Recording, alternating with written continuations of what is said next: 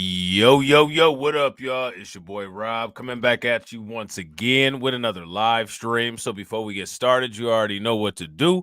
If you're not subscribed to the channel, make sure you hit the bell icon twice. Smash the like button, share this video out to all of your followers, and let's get it cracking. All right. So shout out to everybody who is in the building early. It's good to see each and every one of you. If you guys can hear me okay, please give me a thumbs up or a radiation emoji in the chat. If you guys cannot hear me or the visual presentation is not up to par, give me a thumbs down or an angry face and I will work on getting it together. All right. While you guys are doing that, I'm going to shout out everybody who was in the building early. We got Al McGowan in the house. Shout out to you, bro. We got DeAndre. Shout out to you, bro. We got Brooklyn Queen 125. We got my man AB Promotions in the building. And it looks like that's it. So shout out to y'all. Good to see everybody in here. All right. So we are going to talk about some geopolitics, one of my favorite things. And that is one of my goals moving forward. I was talking to my man AB Promotions this morning, and I was telling him that we're going to be diving a lot deeper into more diverse geopolitical content. And one of the reasons why we are going to be diving more into geopolitical content is because I don't know if people heard the recent announcement, but the West has lost its global influence, a large degree of it. The global South is now beginning to overtake the West as far as world economic dominance and influence. And I think that people need to see a preview of the future. Because if we continue to act like we live in a United States central world, that's actually living in a fantasy land, a bad fantasy land, one that I'm actually happy to be alive to see coming to an end. You know what I'm saying? Shout out to Tedra. What's good with it, Tedra? Good to see you. So, that being said, the title of this live stream is The Haitian Crisis and the European Comment Section Audacity. European in all lowercase letters. Why do I say that? Because you have to ask yourself at some point when it comes to groups of people, how disingenuous and how dishonest can you be? Is this like a cultural practice, or is this something that's literally passed on genetically, or is it a combination of both? How do you do it? It amazes me when you read the comment section, and what I'd advise people do is anytime there's any of these type of things, I'd advise people to read the comment section. Read the comments section. And anytime you read that comment section, just imagine the next person that you come in contact with as potentially being the person that wrote those comments until proven otherwise. These people completely understand their involvement in world affairs. These people completely understand their involvement in American history, and yet and still they will sit here and boldly deny all of it because they think they can. They think that they can live in a paper artificial house shielded from reality forever. And what I suggest to people is to not allow that to happen. Do not allow that to happen. If we have to live with this hellish reality that we've had to deal with, then everybody else should deal with their contribution to that hellish reality that they've created and benefited from. And if you think you're above hearing about it, if you think you're above dealing with it, if you think you're above being associated with it,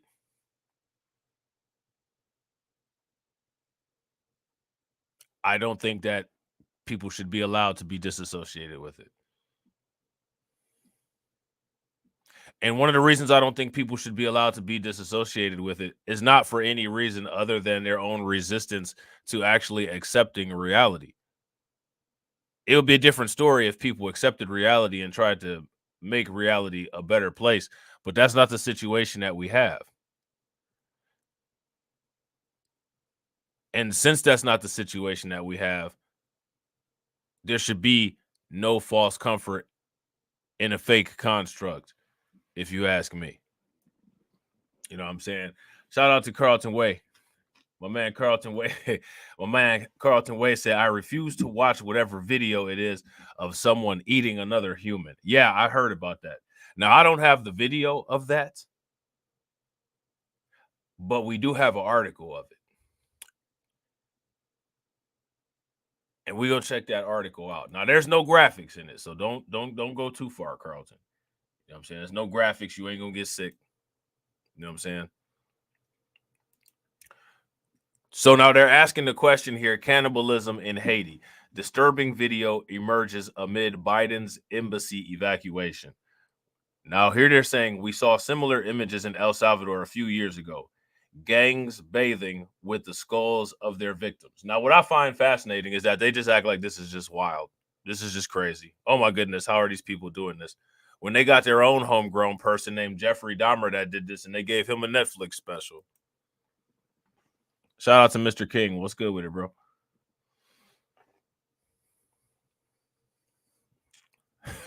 They gave Jeffrey Dahmer a Netflix special, but they're outraged about Haiti. You know what I'm saying? A formidable and fringe Haitian gang has surged to prominence as arguably the most powerful armed force in the country, seizing control in the absence of the prime minister, who remains stranded after visiting Kenya earlier this month. Now, you guys see AB Promotions in the comment section talking about Kenya. We're going to have to do a follow-up video talking about Kenya's involvement in this. Shout out to Crew Reality. What's good with it, bro? Disturbing videos have surfaced revealing heinous acts allegedly carried out by this gang. One purported video shared by a black conservative influencer, Dom Lucre, depicts a gang member consuming body parts of a burned victim. Now, I didn't see that video.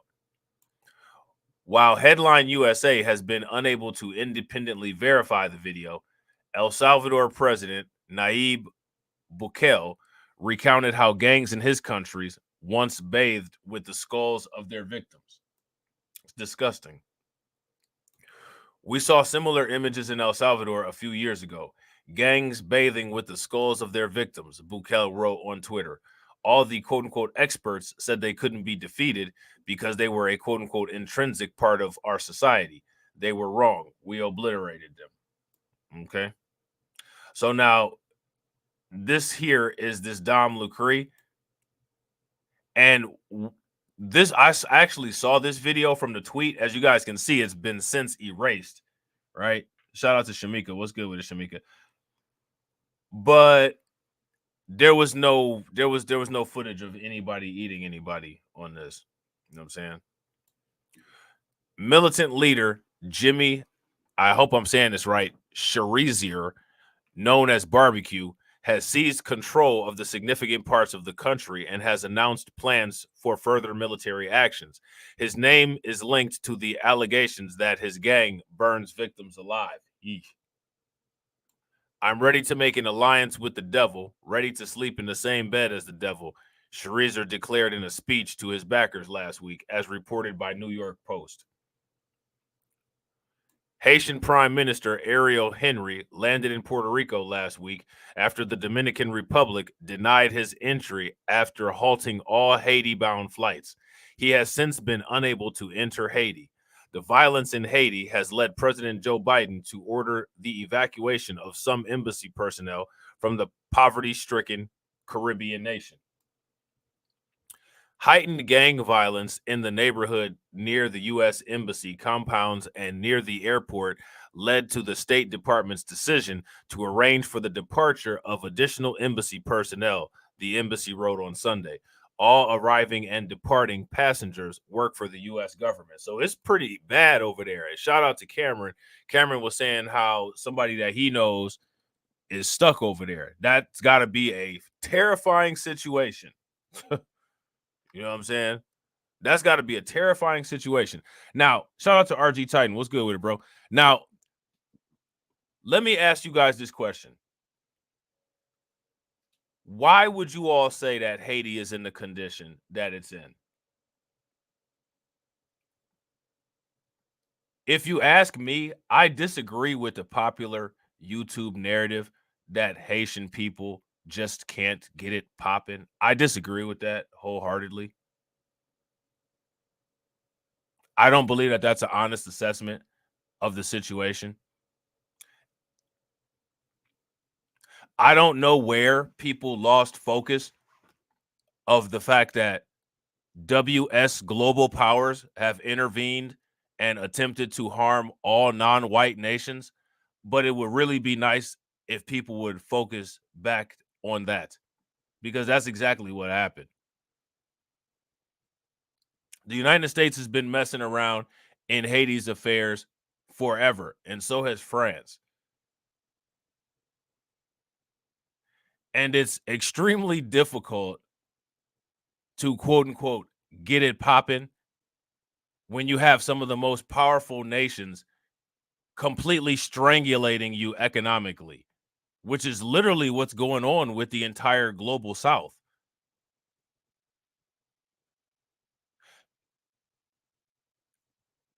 Russia and China didn't have it popping either until they did.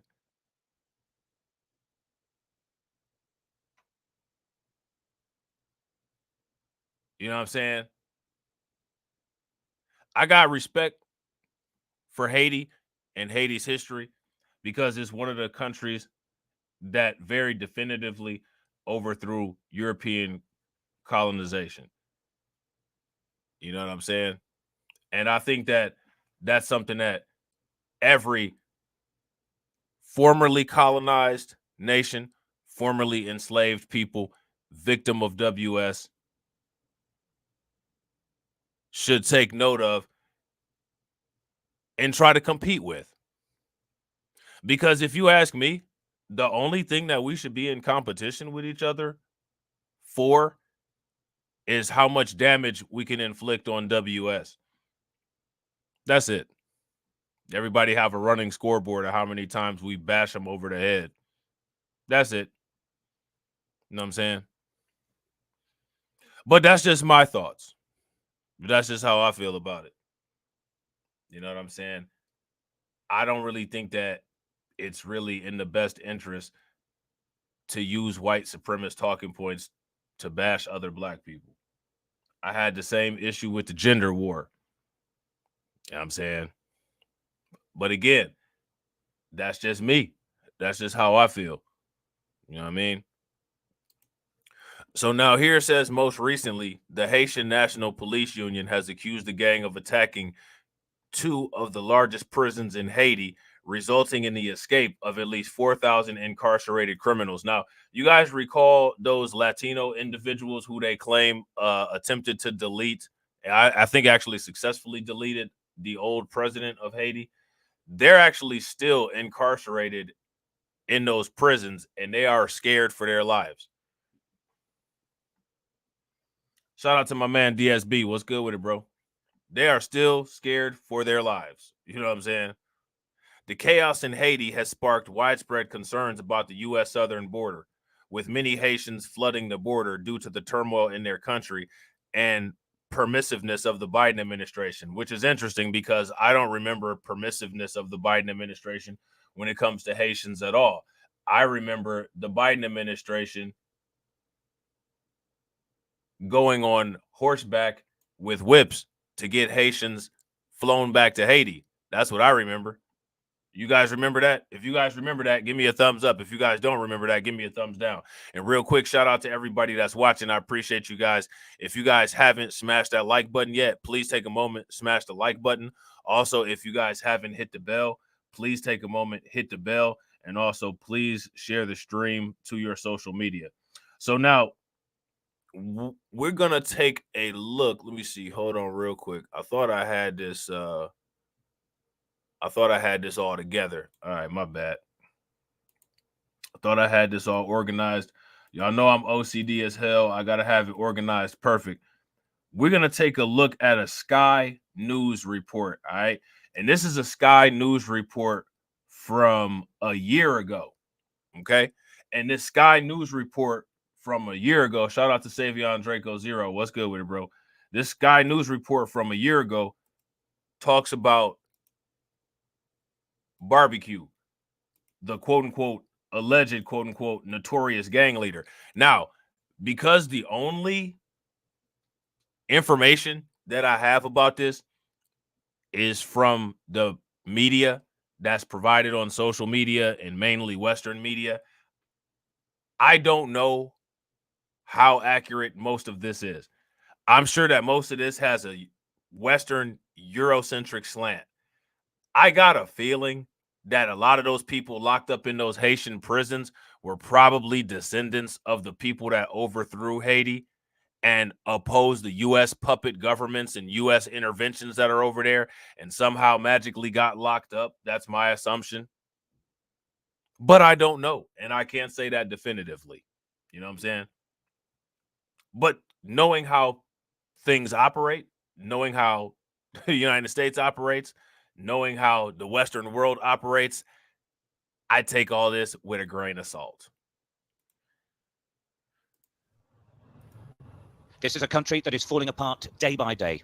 We wanted to move from one area of the capital, Porto. Now let's get a good historical comment section documentation of quote unquote why this country is falling apart. Because if you read that last article, oh man, the white people in that last article, the white people say that anything that black people are involved in looks like that. But you know what's so interesting? Everything that black people are involved in, white people have militarily inserted themselves in, completely destroyed, stripped it of all the resources, and sold them to enrich themselves.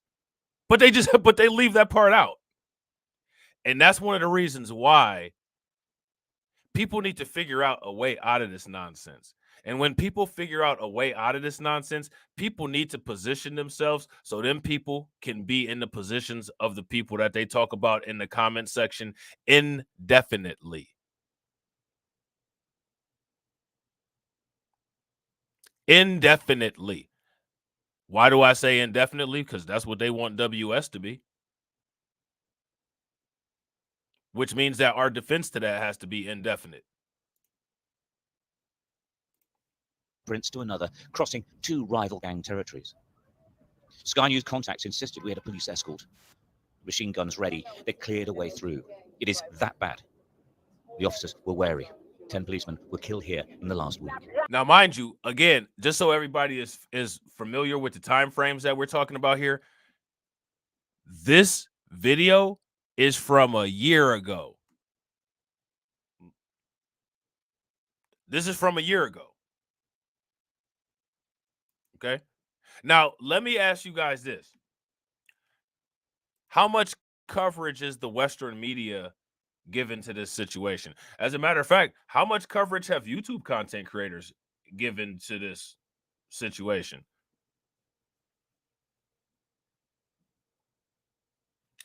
Shout out to my man TD. TD said, if possible, you should play Redacted's coverage of Haiti. They interviewed an independent journalist about what's really happening. Is really good.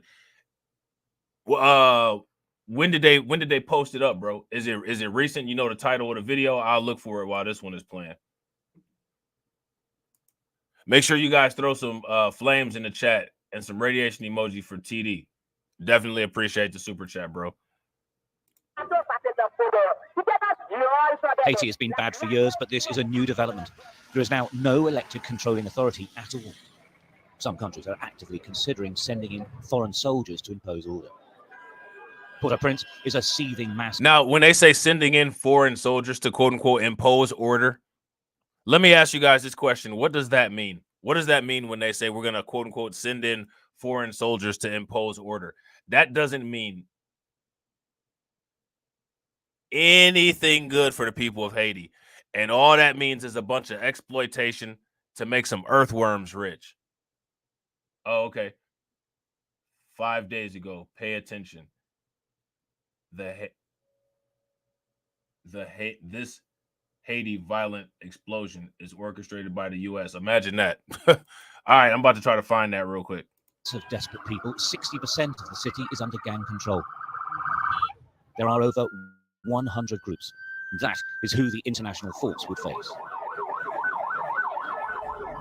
After weeks of negotiation, we were guided by a motorcycle rider into the heart of one of the most notorious gang-controlled areas. We came to meet a man known to everyone as Barbecue. He says sending in foreign forces would be a disaster. Je pense que c'est une intervention parce que la communauté internationale est assez lucide pour rendre compte pour chita pour dialoguer avec tout le monde. Mais si on essaie de résoudre avec ZAM, et je pense effectivement un peu de monde dans le quartier populaire au Cameroun, un peu de monde. Et il y a tué plus de monde dans le quartier populaire, il y a tué plus innocents que coupables. Jimmy Chirizier is a former policeman. He's under sanctions from the UK for his actions here. But he does remain one of the most powerful people in Haiti today, and he doesn't like being interrupted. Hey! Hey! Hey! Something up! They want to destabilize them. Constantly escorted by machine gun toting guards, he told me the threat of an organised hit on him is permanent. He's survived 4 attempts already. Est-ce que la caille blazer? The blue building, yeah? The blue building, yeah. Yeah. Okay, copy là aussi. Barbecue is the leader of one of a collective of gangs called the G9. They are very powerful, but not powerful enough to take on the other 91 gangs. Tout le monde ça yo, tout ce monde qui était la caille gang météo de yo. Je dis assez au même dans caille là. Well, Haiti is Quand on ça yo chaque jour, faut je manger pour ba yo. En face là, faut traverser depuis on a traversé y a tiré. All right, so shout out to TD. Shout out to TD. TD. Shout out to Mo Facts too, by the way. What's good with it, bro? Shout out to TD. TD paid that $5 for y'all to watch this 14-minute video next. So make sure y'all show TD some love. You know what I'm saying? Make sure y'all show TD some love. TD paid for y'all's excitement for the next 14 minutes. Yeah. So if you were to just go through here now, would they shoot? Yeah. So Barbecue and his men control their area, police it, and patrol it. Now, again, remember, this is from over a year ago. This is a video from over a year ago.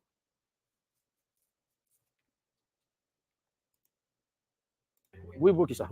OK, même si mon abattre même. Mais le fait que me péché au voler dans business, le fait que me péché au violer petit truc. Mon ça vient développer cette. It's hard to explain, but this is like a castle, and inside, Barbecue is the king. But his enemies are only one wall away. Et qu'on utilise caillou pour faire faire pour tirer. Son monte en l'air, ça fait me faire craser plus fort. Moi ça. They use those houses to hide out and shoot at. Et qu'on prend dans caillou là pour tirer. Facts. I gotta agree. Shout out to RG Titan. RG Titan said, and U.S. is the main puppeteer behind chaos in Haiti, right? And that's facts. That's the same way that the United States is the main puppeteer in the racial wealth gap that we got here, which is one of the reasons why many of the inner cities that are Democrat ran, you could go to East Cleveland, go to Newark, New Jersey. A lot of them, I ain't trying to say that they, look exactly like Haiti, but they look pretty damn bad. You know what I'm saying? And the reason why is because you got the same people doing the same stuff.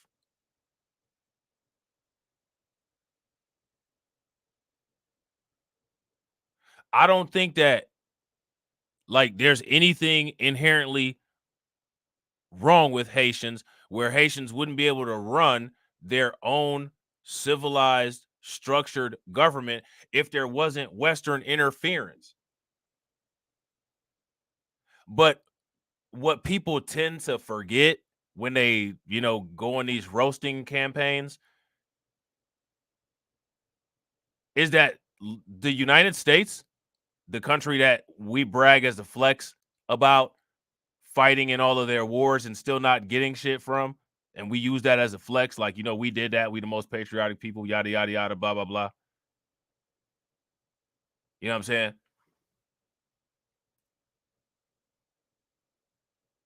They're doing this to us too. It's not looking the exact same, but they cause internal issues with shit that we got going on too, with the Civil War, or I mean with the Civil Rights era, you know what I'm saying? With the Black Panthers, Martin Luther King, Malcolm X. Why people seem to just like not want to see those parallels? AB Promotion said, how dare you talk about Newark? Because I've been there and because I got lost. And because a police officer was walking a damn hyena on a chain. You know what I'm saying? That's why. Because I got lost in Newark, New Jersey, and I seen a police officer walking a damn hyena on a chain, and I said, oh, hell no. I got to find 80 again. You know what I'm saying? That's how I'm talking about Newark. You know what I'm saying? And there was a half a gas station. Yeah, like an actual half gas station, like half of a wall without no ceiling and shit. Right when you get off the freeway. That shit look like Youngstown.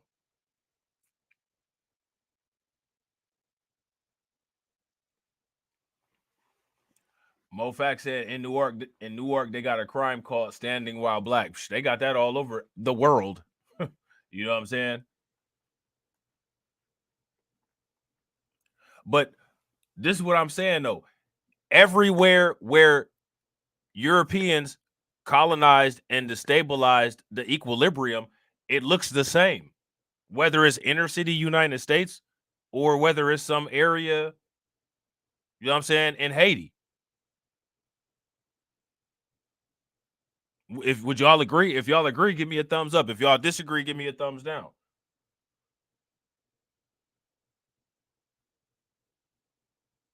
So now here goes my question, right? If you say, well, you know, you can't get it popping in your country, but you're actually walking down the street and you're known for barbecuing people, and like the flesh starts crackling, snapping, and popping, and you put that chopper up in the air and actually start popping it, how is that not getting it popping? I mean, shit takes a minute.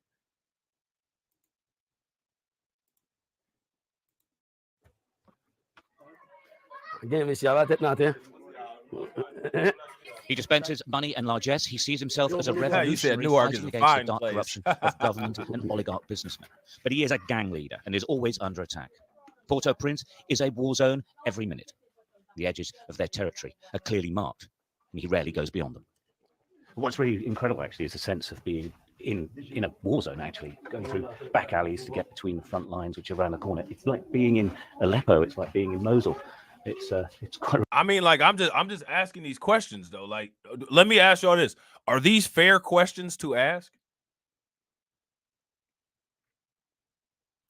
Facts. I agree, DeAndre. When you fighting against the boogeyman, you're gonna always appear to be losing, especially when that boogeyman, when the boogeyman is the reason why 70% of the population in the United States and about 20% of the population in the world have more wealth than everybody. The boogeyman is fighting for that wealth.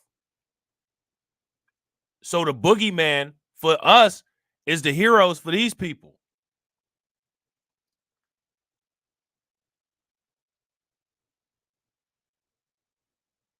And then they act like there's none of this. There's there's no tampering with the sovereign governments or none of that. You know what I'm saying? And it's just, oh, these people just can't have a civilization without European intervention. And then people take those narratives and use them against other black people. Like, man, that's wild, man.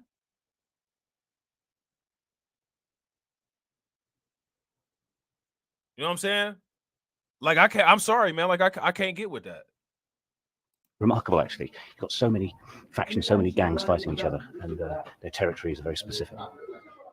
Ironically, it is safer for us to film here in this gang-controlled territory than in most of the rest of the city. Now he said that it's safer for him to film in the gang-controlled area than it is for them to film in the rest of the city, which must mean that this individual named Barbecue has some type of expertise at stabilizing that area, right? Shout out to TD. TD said, TD said, here's my question in Rob's voice. Who's popping choppers in the U.S.? Who popping choppers, man? Who popping the choppers in the United States? You know what I'm saying? Facts. It's crazy. It's hard to get it popping when WS got a weather dominator like Cobra and Destro. You know what I'm saying? But we don't, Now that's a good shout out to my man Black Star Racer. That's a good question, Black Star. That I'm not sure about. If I sat here and act like I'm the expert on this Haiti situation, I would be 100% lying to y'all, because I'm definitely not. You know what I'm saying? But I will definitely work on researching that, and I will get back to you for sure. You know what I'm saying? So shout out, make sure y'all throw some flames again and some radiation emoji in the chat for TD. This is this is TD's paid promotion of the Redacted channel. Is under a state of emergency at this hour as the country's gangs have freed thousands of people from prisons and are reportedly trying to bring down Haiti's unelected Prime Minister, Ariel Henry. Dan Cohen from Uncaptured Media, of course. Now this Prime Minister, Ariel Henry, that they're talking about, if I'm not mistaken, he stepped down from his position yesterday, if I'm not mistaken. If I'm not mistaken, he stepped down from his position yesterday. And we're going to look at a video that verifies that, or at least addresses that. Okay, and shout out to AB. There you go, Black Star. AB said, yep, he was a police officer.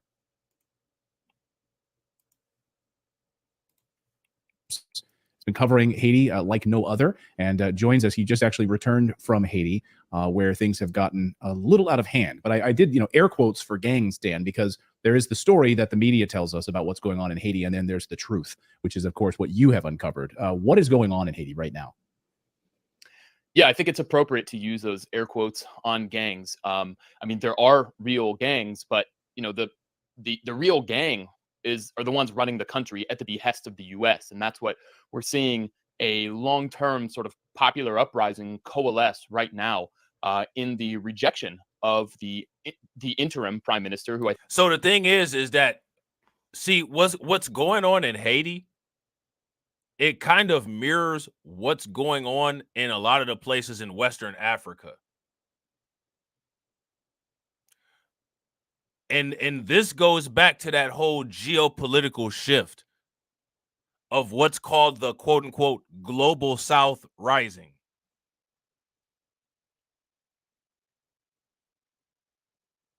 Yeah, no doubt, man. Well wishes to your cousins, bro. Shout out to my man Black Star Racer. Black Star Racer said, as bad as this situation is, it's just as much fascinating. I hope my cousins pull through this. Yeah, no doubt. Anybody that got peoples over there, or you know what I'm saying, people's involved in this, absolutely best wishes to your peoples. You know what I'm saying? Shout out to AB. This channel is called Redacted. I think is now the longest serving prime minister in Haitian history, Ariel Henry, basically being rejected by the country. So essentially what's going on is Ariel Henry left about a week ago to go to Kenya. And in Nairobi, he has signed an agreement with the Kenyan government to send in basically what amount to death squads. I did an investigation at Uncaptured Media on these, they call them Kenyan police special forces. So now here goes my question for everybody watching this. Why would Kenya do this? And who's encouraging Kenya to do this? Right, exactly. Shout out to TD. Except now the Western powers are trying to use West Africans to regain control of Haiti. Facts. Yo, I found this dope geopolitics channel, bro. I shot it to AB Promotions. I'm gonna have to send it to you. You would like it. You know what I'm saying? But these are straight up death squads that have a extremely horrific track record inside their own country. And so the US has been seeking a military intervention in Haiti, but doesn't want to do it itself because they know that the Haitian masses would reject it because of the history of bloody US interventions in the past. And so the US has been... So again, so when you read the comment section of these videos and you have all of these earthworms sitting there talking crazy as if they've never stepped foot here. Shout out to Adventurous Guide to the Galaxy. What's good with it, bro? And they act like they have no idea why any of this stuff is going on. And it's just something inherently wrong with black people. No, it's something inherently wrong with earthworms, why they can't stay on their part of the earth.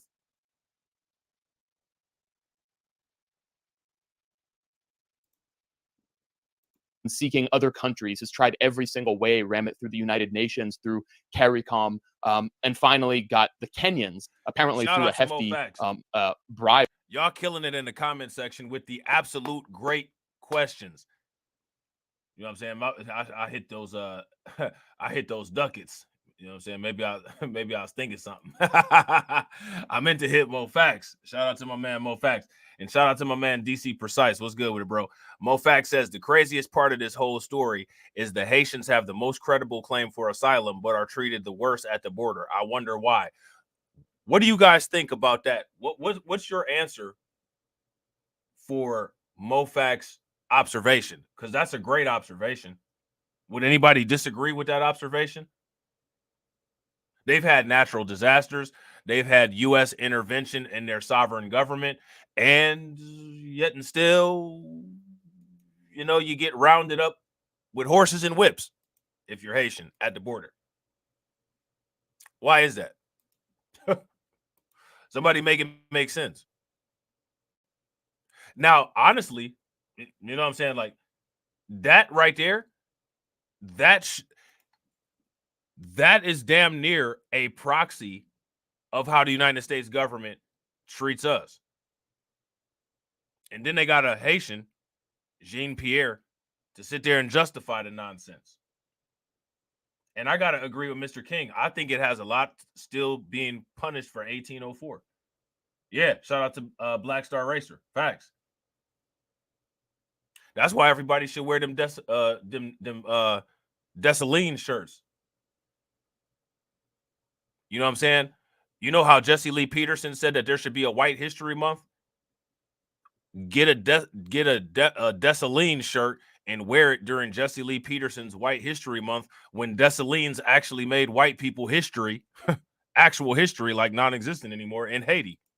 You know what I'm saying? Worth hundreds of millions of dollars to agree to send 5,000 police special forces, as I said, death squads. It's amazing, right? Because yeah, all of these other countries, like, no, we're not sending troops, we're not sending forces, we're not doing. So how in the world did the United States manage to bribe them? Like, what was the bribe here to get them to send thousands of people?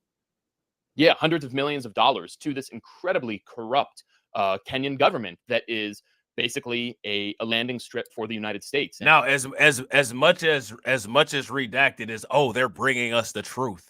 You know what I'm saying? Like, they're bringing us the truth, and you know, this is non-agenda media, and we just want to bring the truth. None of these people would admit to any type of like European involvement in what's going on with Haiti. They'll try to politicize it. They'll say that it's the Democrats. You know what I'm saying? Like, they're not going to sit there and say, like, you know, WS has been putting the clamps on Haiti for all these years. They would never do that, which is the problem with, even if you get people like this and you think that they're breaking you some news, they still disingenuous as hell. They want all of us in here, most of us who don't live in Chicago, they want us to somehow answer for and take responsibility for some crime that randomly took place in Chicago. But literally every continent that these people have occupied has harmed non-white people, and they don't even want it discussed.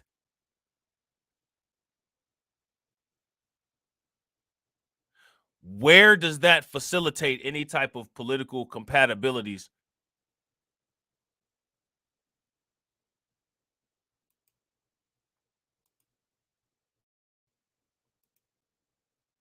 Somebody make that make sense. Somebody misses a child support payment, and people like this want literally every single one of the men in this comment section to somehow answer for what somebody else did with their money or why they weren't able to pay for the child support. You know what I'm saying? But when we say, hey, why is it that every single time one of the countries over there comes in contact with a non-white nation, you can't seem to not genocide people? Oh, well, that didn't have anything to do with anything. We didn't do anything wrong ever. All we were doing, we're defending ourselves from aggression.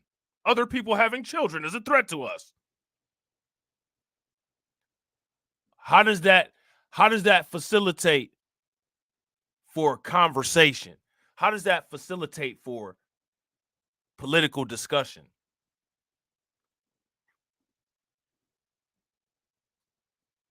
Seriously, how do you do that? Where does the conversation go when you're dealing with that?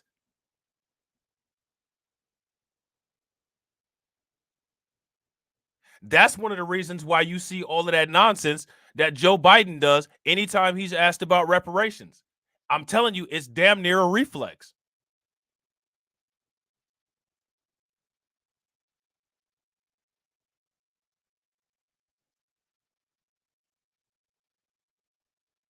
So all of this political theater that we do, because we got our own political theater, when the reality is that everybody in their bones knows exactly what needs to be done. And it don't have nothing to do with a vote, and it don't have nothing to do with a political party.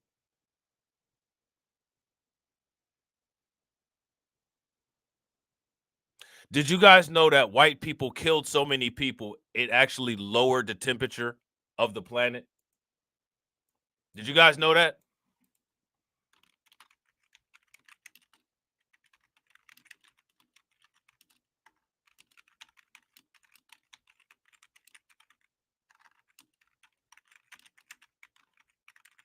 Did you guys know that?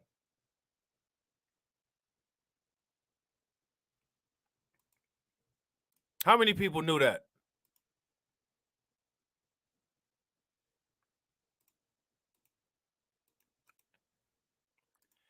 Now you talking about climate efforts and all that. The first climate effort that was done by white people was to delete the non-white people. European colonization of Americas killed so many, it cooled Earth's climate. What a claim to fame.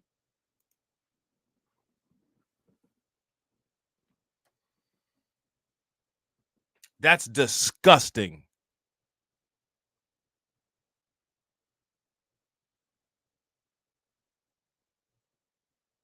And if you ask any of these people, any of these descendants, they don't care. Doesn't matter. They didn't do it. If this doesn't matter, then that should tell you how they see your life, how they see your children's life, how they see your grandchildren's life. And that should tell you how you need to move. Research finds killing of native people indirectly contributed to a colder period, causing deaths of around 56 million by 1600. Early colonizations of Americas, South, Central, and North.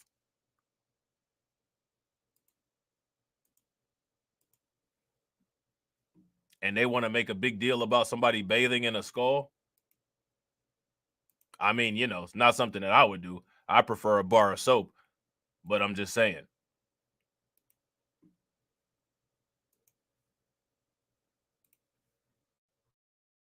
And in in the region of Africa, that it's in is a top U.S. ally. So, and has participated in. I gotta agree with Mo Facts. Actually, they're actively doing it right now. If you guys agree with Mo Facts and they plan to do it again, just in a more refined manner, give me a thumbs up. If you guys disagree and you don't feel that that's what's going on, then give me a thumbs down. And this right here is what people should be preparing to make sure does not happen.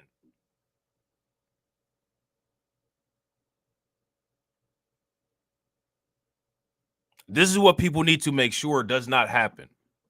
This is what these people are capable of deleting so many people. TD said put the video on on Shapiro mode. So it sounds like his rap album or his rap song. You know what I'm saying? So the thing is that we need to counter this and defend ourselves. The days of they just did this and then there's no counter to it, that should have been gone long time ago.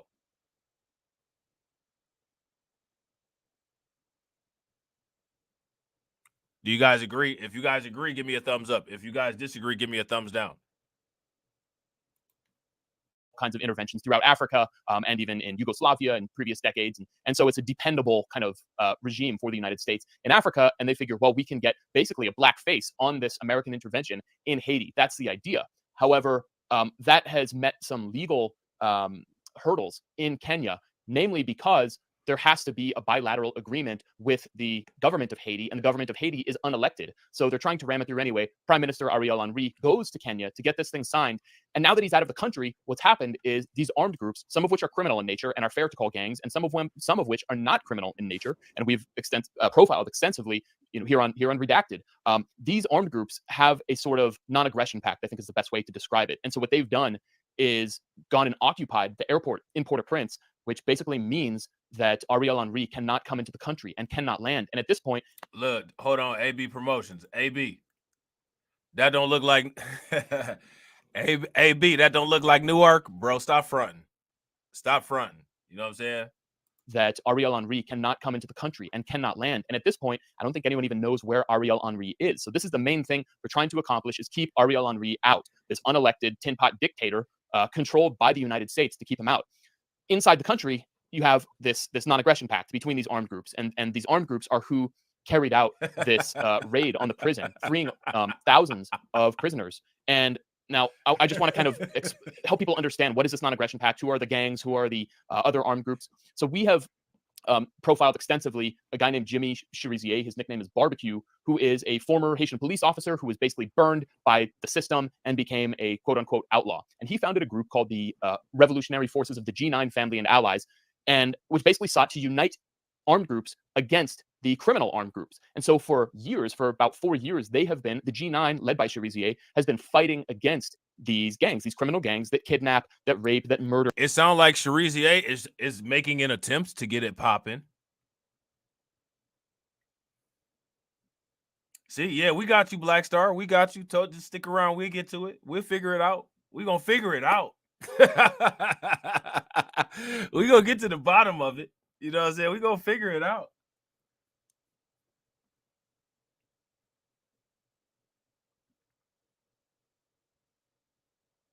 Let me ask you guys this. Does it sound like what's going on in Haiti is that Haiti is trying to get the United States and whatever other colonizing powers are there, they're trying to get them out by the roots. They're trying to uproot that and get that completely up out of there. That's what it sounds like to me. And the thing is that that's a long, bloody, difficult process.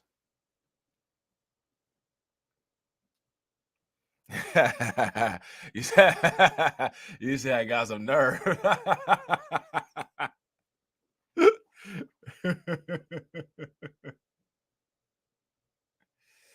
Oh yeah, facts. Shout out to JM Clinton 8. There's more to this than Amy Goodman and Dan Cohen are saying. Yeah, facts.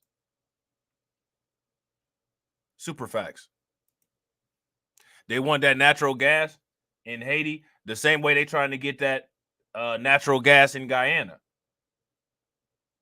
Shout out to AB, said they took over the airport. And really terrorize the population. He came to a point where he was unable to fight them and actually really defeat them because there are so many and they are heavily armed and funded by the elites in Haiti who are tied to the US. So what he did is he decided, look, I'm not able to defeat them, so I'm going to have... See, now that's the ultimate butter biscuit value chain right there. The elites in Haiti probably became elite because the United States is weaponizing the financial system to feed them printed, pressed dollar bill butter biscuits to keep them happy and to keep the power out of the rightful hands of the people that are supposed to have the power. You know what I'm saying? Shout out to TD. TD says, so Barbecue was actually fighting against the criminal gangs, and now Western media is portraying him as a tyrant. Isn't that the that's what they do? Isn't that what happened with Saddam Hussein, Gaddafi? You know what I'm saying? We can go down the list. Let's go down the list of people who have fought against criminal gangs, and Western media now portrays them as tyrants.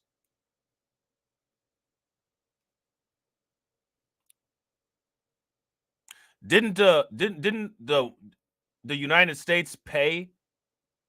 It was either Al Qaeda or the Taliban to help destabilize the Eastern Bloc of the Soviet Union. Didn't they do that? Didn't the U.S. pay ISIS, the Islamic State, to try to destabilize Iran and Syria? Didn't one of them countries that's actually fighting down there right now help to bolster Hamas? What's that dude named? Mehdi Hassan did a nice little video for the Wall Street Journal about that. It's on YouTube. You guys should check it out. Probably the reason why they pulled his ass off of NBC during that the beginning of that Hamas them folks conflict. And actually really defeat them because there are so many and they are heavily armed and funded by the elites in Haiti who are tied to the US. So what he did is he decided, look, I'm not able to defeat them, so I'm going to have a sort of non-aggression pact with them. And that was created last year in something called Vivre Ensemble, living together. That's what it means in Creole. And so Vivre Ensemble is very fraught. There have been groups that have come in it and come out of it. But basically, Cherizier has tried to keep this non-aggression pact together to focus on getting rid of Ariel Henry. And then once Ariel Henry is out, then they can kind of, determine what happens next. So it's basically, it's really a gamble for Cherizier, who I believe in what he is trying to do, in the sense that he wants to improve the conditions of his country. So, people aren't living in literal sewage. But he's had to essentially make a deal with the devil in order to defeat a larger devil. So what happens now is anyone's guess. It's a very kind of unstable moment. It's fascinating because as you've posted on X, we see, these incredible images of him speaking, Jimmy Cherizier speaking to thousands of people in Haiti. And for the first time, I'm seeing him wear a suit and tie instead of sort of like military. Now it's funny because you guys remember the Fugees. It looked like the Fugees albums and what they try to portray themselves as is actually that's actually that life that Barbecue is actually living. You know what I'm saying? If you remember that song Fuji La, on that song Fuji La, Wyclef and Lauryn Hill and Proswell, they was actually kind of doing some studio type shit. Barbecue was doing the real shit. Fatigues, and it seems like he's trying to bring these people together to say to rise up against these imperialists who are trying to take over our country, the United States, the United Nations, who are trying to come in here and exploit our people, and trying to, it seems, get these individuals whom the United States has had in their back pockets for a long time on his side, saying, maybe stand with Haiti rather than the imperialists, the United States. It's a tall order. What's your sense of whether or not he can pull this off? It's anybody's guess, really, at this moment. I mean, those armed groups that has this non-aggression pact with are dangerous. They're killers. Hey, the Crips actually used to be like a community organization, and so did the Latin Kings. Shout out to Kirk. What's good with it, bro? If you look at the history of a lot of actual gangs in the United States, like mainly on the West Coast and in the Midwest, many of those gangs started as community organizations that were infiltrated by the United States government.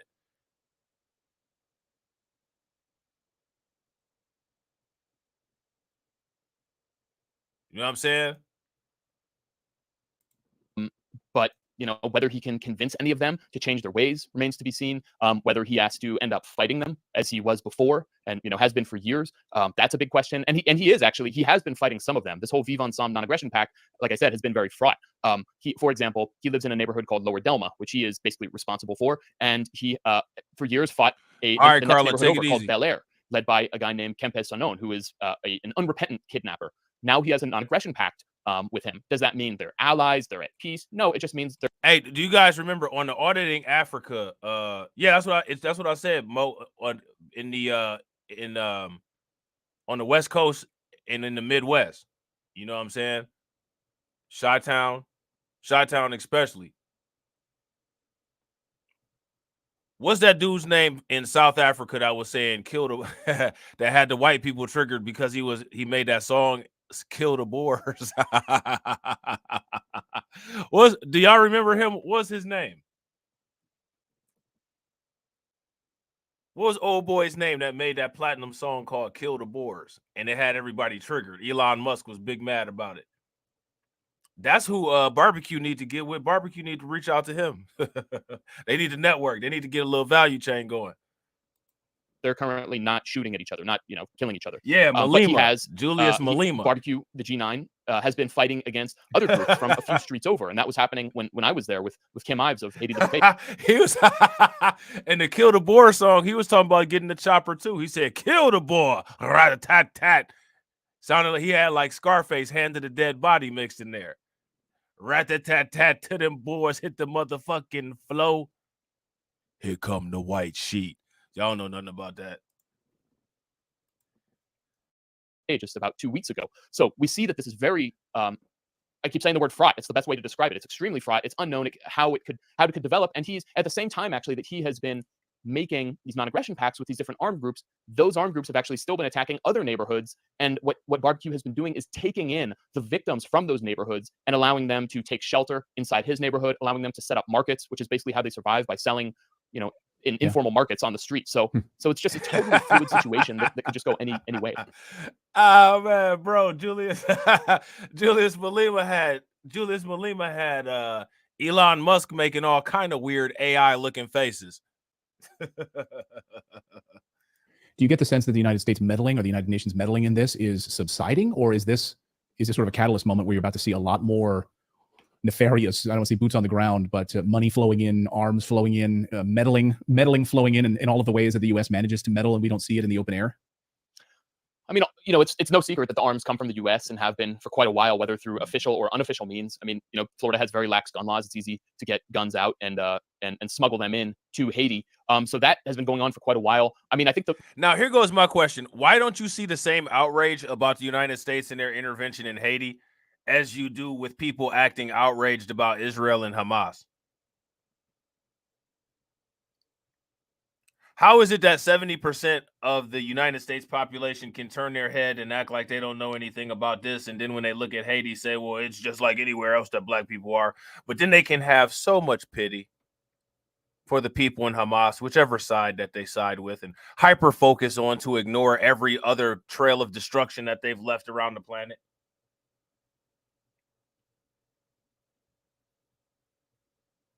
Think about that. Think about that. This is going on simultaneously with Israel and Hamas.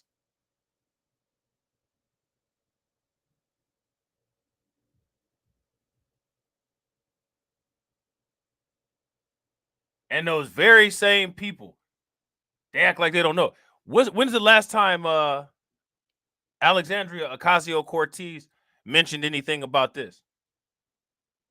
Or what's the old girl name? Ayanna Presley.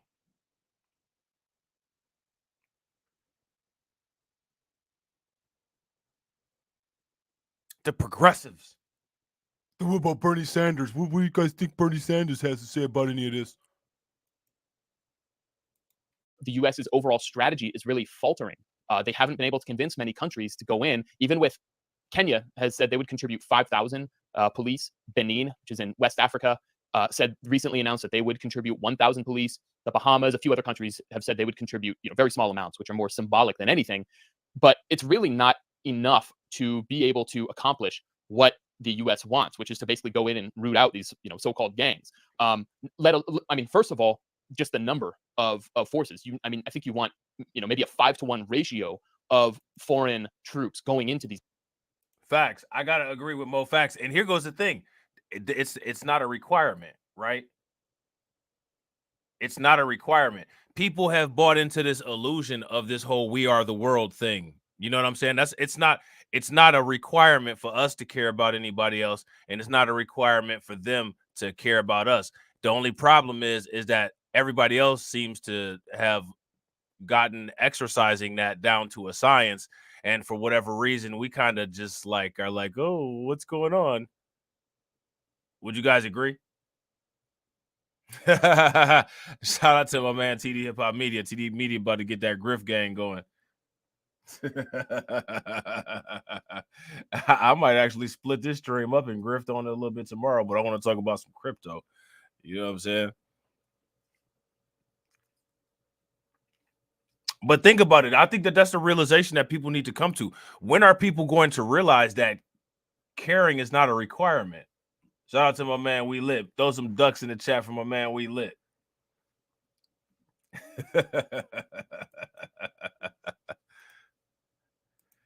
These neighborhoods where the locals, of course, have the advantage.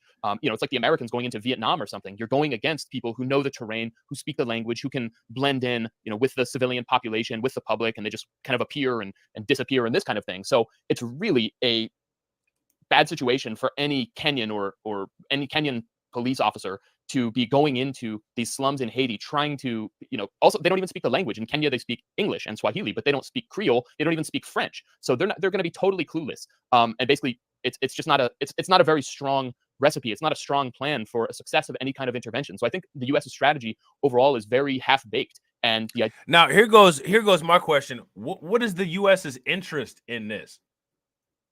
Why is the U.S. so invested in this? This is one of the questions that people need to ask themselves in order to understand this. Why is the U.S. so invested in controlling this situation?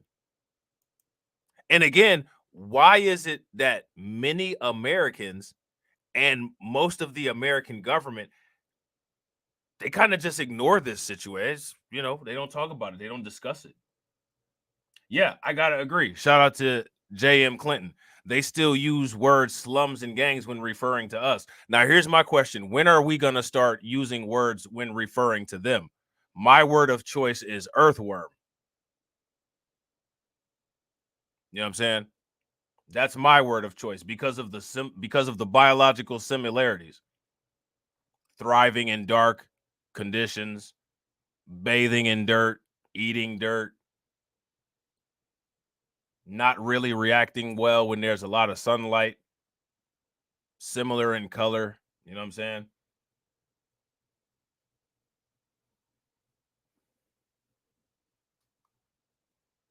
So there's that.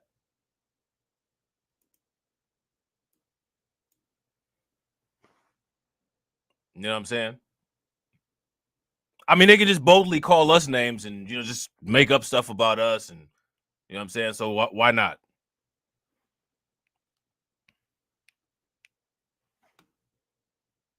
People should be tired of this after centuries of this nonsense.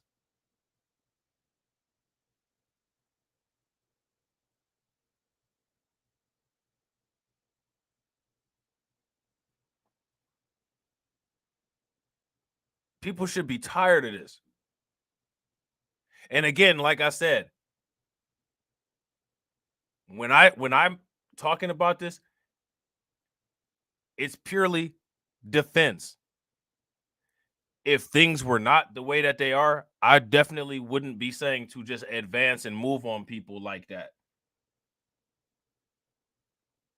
But the evidence shows that we get advanced on and moved on all the time. And that cannot continue. That cannot continue.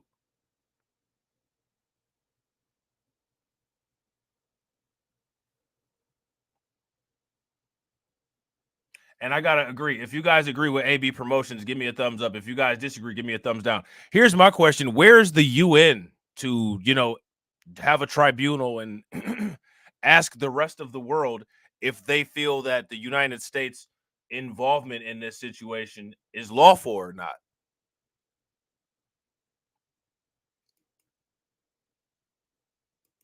Why does none of that why haven't we seen any of that? And real quick, again, shout out to everybody. I appreciate everybody watching. If you guys haven't, please take a moment. We got 48 people watching and we got 46 likes. If everybody can smash that like button and get us to 70, that would be great. Also, if you guys have not shared the stream to your social media, please take a moment, share the stream to your social media. And if you're not subscribed, hit the bell. Idea of just keeping Ariel Henry in there indefinitely is obviously not working either. So I think, at least from what I can see, they don't have any really good answers for this situation that they've created through multiple coups d'etats against the popular elected president of Haiti, Jean-Bertrand Aristide, in the 90s and then again in the early 2000s, the gutting of the state, the assassination of the president, Jovenel Moise, in 2000. And so what's interesting about this is that all the stuff that he just named, American white people literally are clueless and literally think that Haiti is American white people and some black people here are clueless and just think that Haiti is in the condition that it's in because it's just in the condition that it's in. Because everybody is just sitting around over there outside of a campfire, you know what I'm saying, heating up s'mores. Shout out to my man David Brown. What's good with it? He literally just listed off all of these lists of interventions where the United States has attempted to interfere with this country's internal politics. And the United States is acting outraged because they think that Russia might have had some type of influence on the 2016 election. They literally taking people's elected officials out. This is the kind of gall and nerve that must be put out. The audacity that causes people to think that they can do this must be destroyed. There's no other way to deal with it other than destruction. This cannot be continued to allow to exist.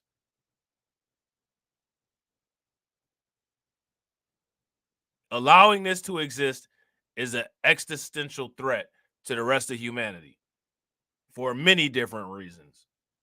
Very half-baked. And the idea of just keeping Ariel Henry in there indefinitely is obviously not working either. So I think, at least from what I can see, they don't have any really good answers for this situation that they've created through multiple coups d'etats against the popular elected president of Haiti, Jean-Bertrand Aristide, in the 90s and then again in the early 2000s, the gutting of the state, the assassination of the president, Jovenel Moise, in 2021.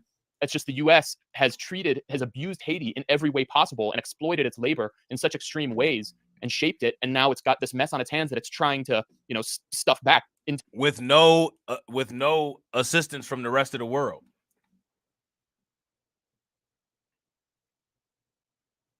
Now, Haiti has one of the most powerful countries in the world doing all of this to it. And you have the whole rest of the world looking at Haiti like, how come you can't get it together? How come you can't get it together? Somebody make sense of that.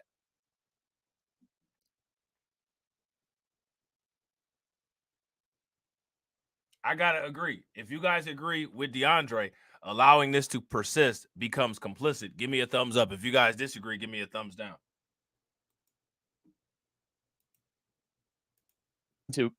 But it just doesn't have a good way, is what I see. Wow, there's a long track record of the United States doing that in multiple countries.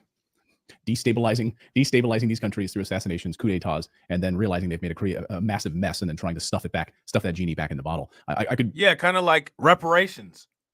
But I guarantee you, if I attempted to talk to either one of these two about reparations, the conversation would go off the rail, and it wouldn't be me taking it off the rail.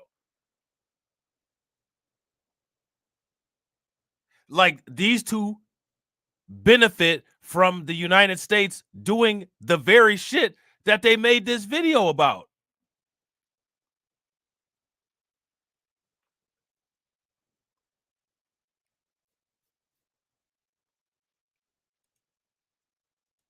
Run down a laundry list of those countries. So yeah, Haiti under a state of emergency at this hour. All right, so there's that. All right. So we're gonna try to run through the rest of these videos. So next, what we're going to look at is, you know what? Actually, CTV just put up a video. We're gonna take a look at this video that CTV just put up. Actually, you know what? We're not. We're just gonna go in order. So, barbecue threatened more violence if the prime minister didn't leave.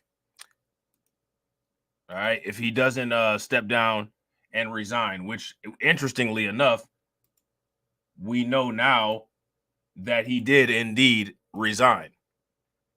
So now my question for you guys is, where does all this go? How does this end? What does this look like? Tonight, the future of democracy in Haiti at its tipping point as the country now overrun by... Okay, so I want you to pay attention to this, right? This is NBC News, and they just said that the future of democracy is at a tipping point. And what you see here is you see a bunch of people with masks, with guns up in the air, kind of looking like, you know what I'm saying, a black exploitation version of Mad Max.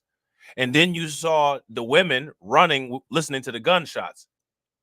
What's interesting about this is that the way that they started this video out, this is what they keep saying we're running the risk of in the 2024 election.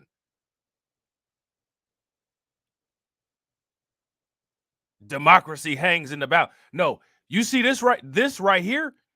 What we're looking at, this right here is democracy hanging in the balance.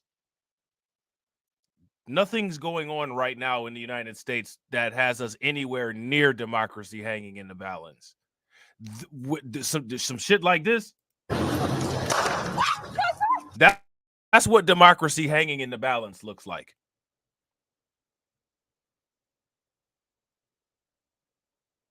Would you guys, if you guys agree, give me a thumbs up. If you guys disagree, give me a thumbs down. That's what democracy hanging in the balance looks like and sounds like. Bullets whizzing past your head, tires all over the place, no electricity, buildings burnt, knocked down,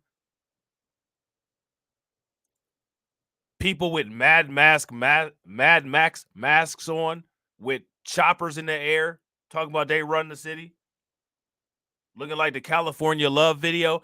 That's what democracy hanging in the balance looks like.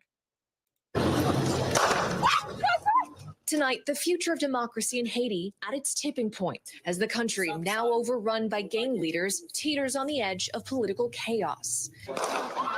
The out-of-control violence escalating over the last week when the same gangs who once fought each other then banded together, attacking airports, police stations, the presidential palace, even prisons, releasing thousands of inmates into the streets. The island nation spiraling into a state of emergency, prompting leaders of the Caribbean nations to hold an emergency meeting over the crisis. The man at the center of it all, G9 gang leader. My man got to get freedom or die trying vest on.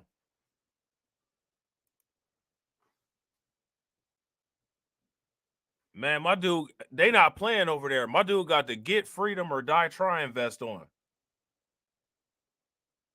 He like, what up, blood? What up, Haitian? What up, blood? Boo. What up, cuz? Boo. What up, Haitian? The man at the center of it all, G9 gang leader Jimmy Cherizier, also known as Barbecue, one of Haiti's most notorious and ruthless gang leaders. Now, one of the most powerful men in the country. Threatening consequences if Haiti's Prime Minister Ariel Henry doesn't answer calls to resign. Henry has been marooned in Puerto Rico since last week, unable to land due to threats at the airport.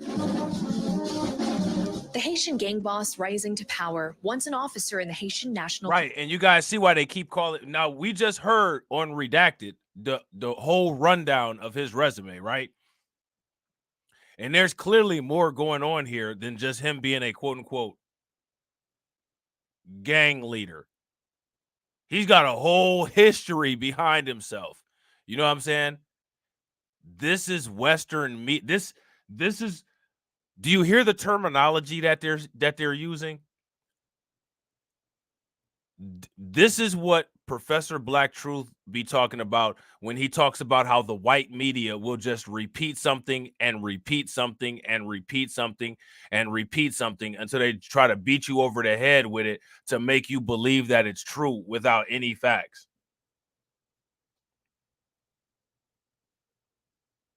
You're literally watching an example of that. That's why it's important for people to pick up on these keywords and know exactly what they're doing with these keywords. Yeah, exactly. Shout out to Patrick. Yeah, that's facts.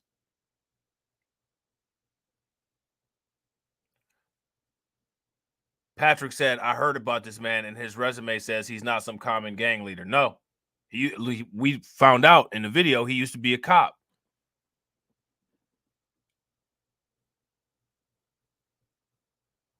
And I would agree.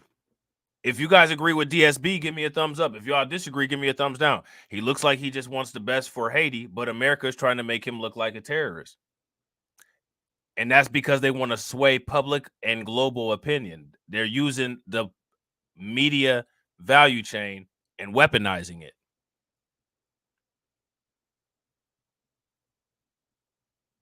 You know what I'm saying?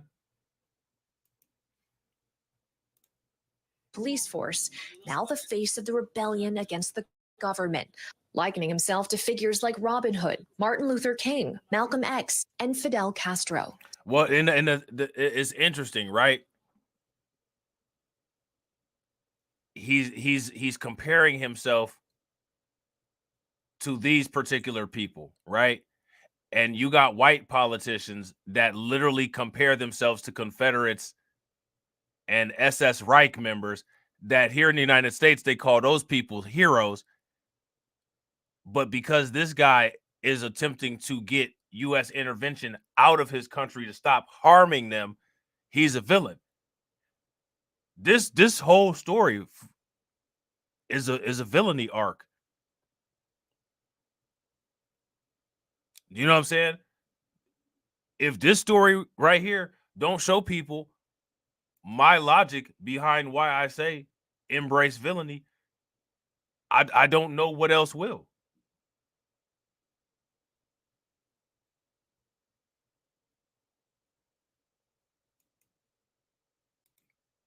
It's clear that he has a messianic vision of his role in Haiti. He presents himself as such, and he so far has the means and is prepared to use them. Haiti has been rattled by devastation, from the catastrophic earthquake of 2010 to the assassination of President Jovenel Moïse 11 years later. Now, notice how the Western media doesn't give any details about the assassination. You guys notice that? Why do you think? Why do you think that is? You think they forgot? Let me ask you guys this question. The fact that a media is this disgusting, degenerate, and dishonest, is this not just pure, unadulterated, saturated evil? And I don't even want to compliment them by saying that it's evil. This is just crap. And real quick, shout out to everybody watching. We got 51 people watching and we got 49 likes. If everybody could take a moment, smash that like button and also hit the bell and share the stream out, get us to 70 likes, that'd be great. We're trying to get that 100. Let's get it. Political and social instability in Haiti has created a power vacuum, opening the doors for barbecue's influence to skyrocket. The very conditions of poverty and extreme poverty in the slums, to some extent, nurture that kind of gang violence. The origin of his nickname Barbecue is up for debate. Cherizier says it was his mother's job as a fried chicken vendor that got him his alias.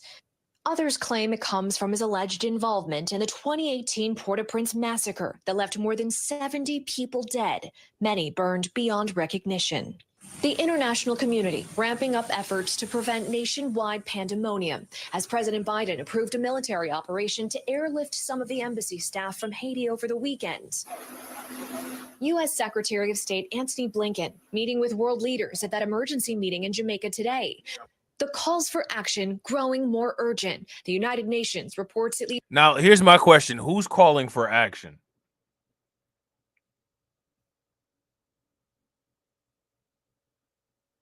Who's calling for action?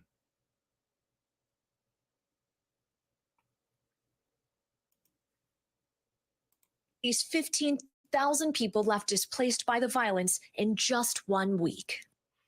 Marissa Parra joins us now live from Miami tonight. And Marissa, as you mentioned there was that high-level summit today with world leaders, including the U.S. Secretary of State, Antony Blinken, who just wrapped up his comments minutes ago. Do we have any idea of what was discussed? Well, we know the State Department said earlier that leaders from Caribbean nations, as well as other countries, of course, including the United States, part of what they're trying to find a consensus on today is a plan that would help to not only bring political transitions, but also to support free and fair elections within Haiti. But Tom, I'll also add that we know. You notice how everybody's invited to this meeting about the fate of Haiti, except for the Haitian people. That is a telltale sign of how suspect what the United States is doing. That's a telltale sign of how suspect what they're doing is.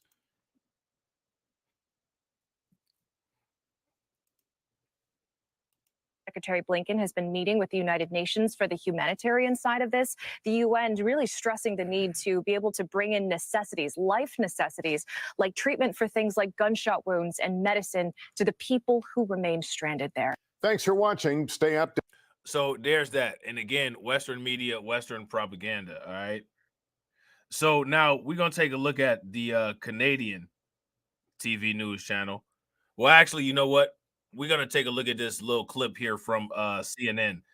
This clip from CNN is talking about Haiti's leader resigning.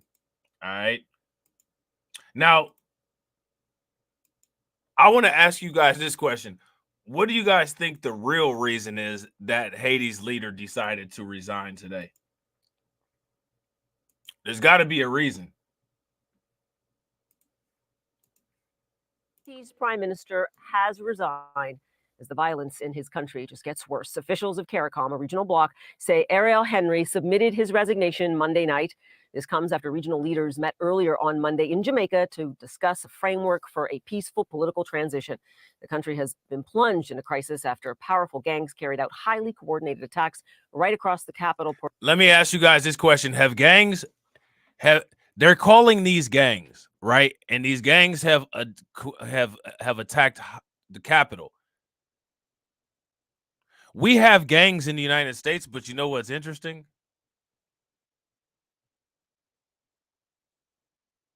Only one group of people has ever attacked the Capitol.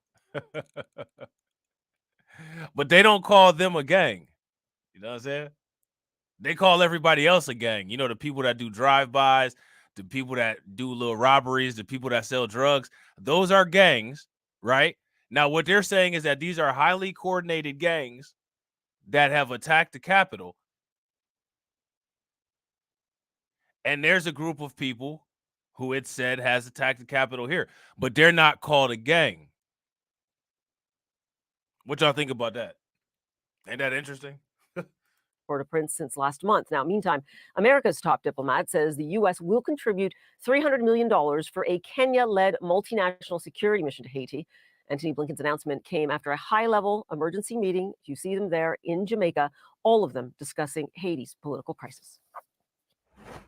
I think today's meeting on Haiti, so critical, bringing CARICOM together, is testament to Jamaica's leadership in the hemisphere that we share, leadership at a critical moment for Haiti, but also a critical moment for all of us.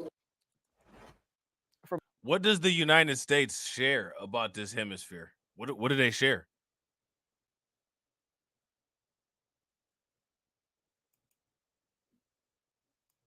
What is the United States sharing with any of those Caribbean nations?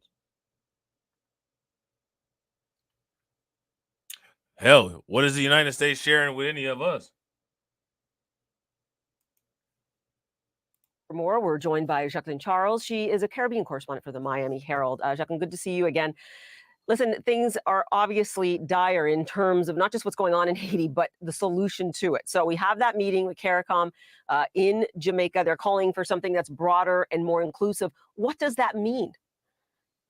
Well, it's very interesting because I've been following this meeting all day. It started about 3 hours late. There were 7 different proposals that were sent to CARICOM practically overnight. They really wanted just one. And what seems to be emerging is kind of a piecemeal of some of the different proposals, but not everybody in these meetings is happy. It got heated at some time, and I understand that they've now asked for a postponement. But what we understand is that it's leading toward a 7-member presidential panel. And when you think about this, this panel is going to have the powers of the presidency. So it's like 7 presidents is what people are looking at this and trying to figure out what does that mean. I think with the international community. Hey, in that deja vu, shout out to JM Clinton 8. JM Clinton 8 says, yes, no input from Haitians regarding their country.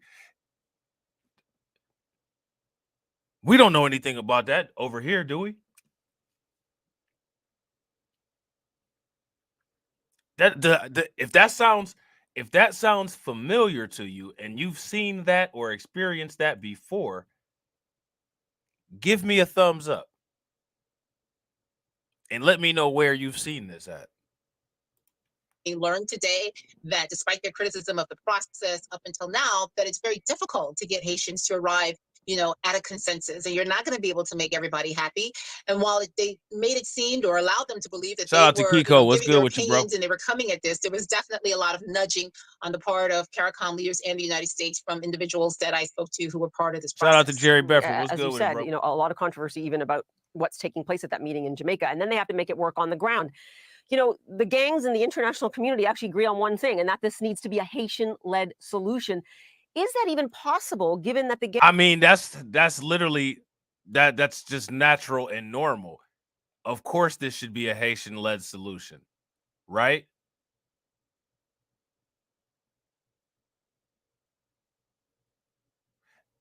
People need to stay out of their business. That's one of the reasons why their business is the way that it is, because people have been inserting themselves in their business. Now, the fact that they're asking, well, is this even a possibility? Think about how insane and highly disrespectful that is. What if you had shout out to the people that, have families, or shout out to the people that are married. What if your neighbor just said, we're going to come in and solve this argument that, you're having with your wife. You going to do what? Excuse me? You're not a part of my household. You're not a part of my family. And you're just going to come in and without any input from me, my wife, or my family or anything, you're going to just create your idea of a solution to my problem? I don't think so. I don't think so.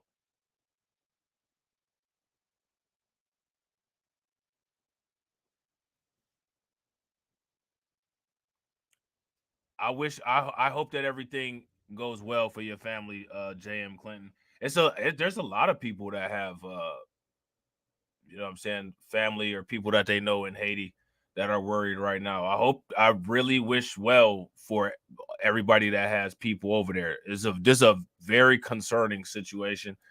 You know what I'm saying? And I got this feeling.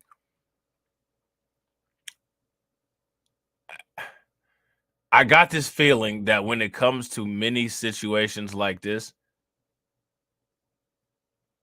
like the people that they show on TV, like barbecue, it wouldn't be that particular individual who would be the one who would be doing as much harm to quote unquote civilians as you think. If you ask me, me personally, from my observation of a lot of these type of situations, in many cases, it's the organized militaries, like whoever the UN might send in or the United States, who would be doing a lot of harm to the civilians. And then the media would be propagating the message that this was senseless violence and it happened because of the gang leader, quote unquote, the gang leader, when actually we know who the gang is. And of course, it's the United States, France, Great Britain, the Western, quote unquote, former Western powers. Gangs at this point in time, the gang leaders are looking for political power. Well, they're looking for political power. They're looking for amnesty. They're looking for you not to have a multinational security support mission. And one of the criteria that they had to agree to, the Haitian. Now, how do they know? How do they know that when they haven't interviewed. We haven't heard any interview from the gang, quote unquote, alleged gang leader, except for that interview that we just listened to from Sky News, where they actually walked around and talked with him. We haven't heard any interview from him that actually is listing out his demands. So what are they talking about here? This is what he wants. They don't have any. There's nothing that's showing what he said that he wanted. As part of this panel was that, to be supportive of this multinational security support mission. And what's interesting is that there are a number of people or organizations that are in play that, have gone on the record and saying that they had opposed it. Now we're understanding that they've changed their position. But the real question is, as you alluded to, is whether or not a political deal, whether it's tonight or tomorrow, whether that's going to be suffice for the gangs that have basically been wreaking havoc with these coordinated violent attacks, across Haiti's capital. Yeah, and again, we'll remind people that in Kenya, there are, of course, a police force that is apparently in pre-deployment mode to perhaps go to Haiti to help out the police there. I have to ask you, the aid agencies say they will run out of critical supplies, food, medicine within just a couple of weeks. How precarious? Let me ask you guys this. How many people just find it just sounds odd, and it's an odd look for Kenya? I mean, is Kenya really like built like that? To be just we're just gonna be the military intervention in this situation in Haiti. Like Kenya's built like that, where they're gonna go around quote unquote intervening. Really? Kenya got I'm not trying to roast or anything like that. I'm just that Kenya's got it like that, where they can be doing that. I mean, like to me, that's just a weird and suspect look. You know what I'm saying? Serious is the situation in Haiti, given the fact that by air, land, and sea now, the gangs are completely in control, it seems. Well, Haiti is such a strange place. I mean, it's volatile. 1 minute it's up, 1 minute it's down. I mean, today they managed to get several trucks of fuel out into the capital because they were running low with gasoline and diesel. It was just only a couple of days left. Yesterday, the World Food Program managed to feed 200,000. The World Food Program has managed to provide 200,000 meals to individuals. But again, we don't know what's. Shout out to Kiko. Make sure y'all show Kiko some love. Throw some flames, radiation emoji in the chat with the $5 super chat. Kiko says WS still mad at Haiti for whipping Napoleon's ass and refuse to have fair trade with the country. Yeah, facts. They don't like that. Barbecue should holler at Putin. You know what I'm saying? What's going to happen tomorrow? We don't know what's going to happen the next day. I mean, there was a recent threat talking both about targeting the National Palace as well as the hotels in Port-au-Prince. So again, a lot is riding on, at least the international community has put a lot of weight on they're getting some sort of a political deal. One of the things that's clear is there isn't a seat for the gangs at the table. And, and what does that mean and how they're going to interpret that? Yeah, and we will continue to watch this, as you said, quite volatile with things changing really by the hour. That meeting does continue in Jamaica. Jack and Charles for us. Thanks so much. All right, so there's that. All right, so now next what we about to do is we're going to take a look at this meeting where they're talking about, quote unquote, the gangs are very well armed and, quote unquote, deeply entrenched.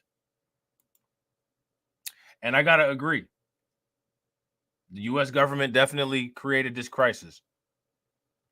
And they also had support creating this crisis. And now they don't want to deal with it.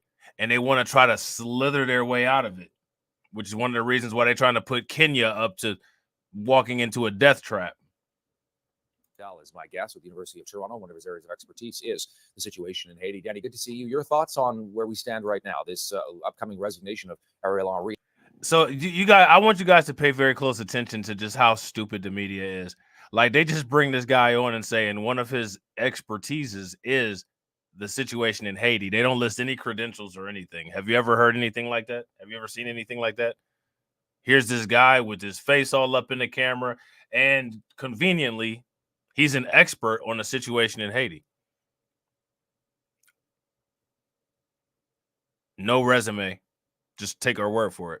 Nadal is my guest with the University of Toronto. One of his areas of expertise is the situation in Haiti. Danny, good to see you. Your thoughts on where we stand right now, this upcoming resignation of Ariel Henry, and the difference you think that might make?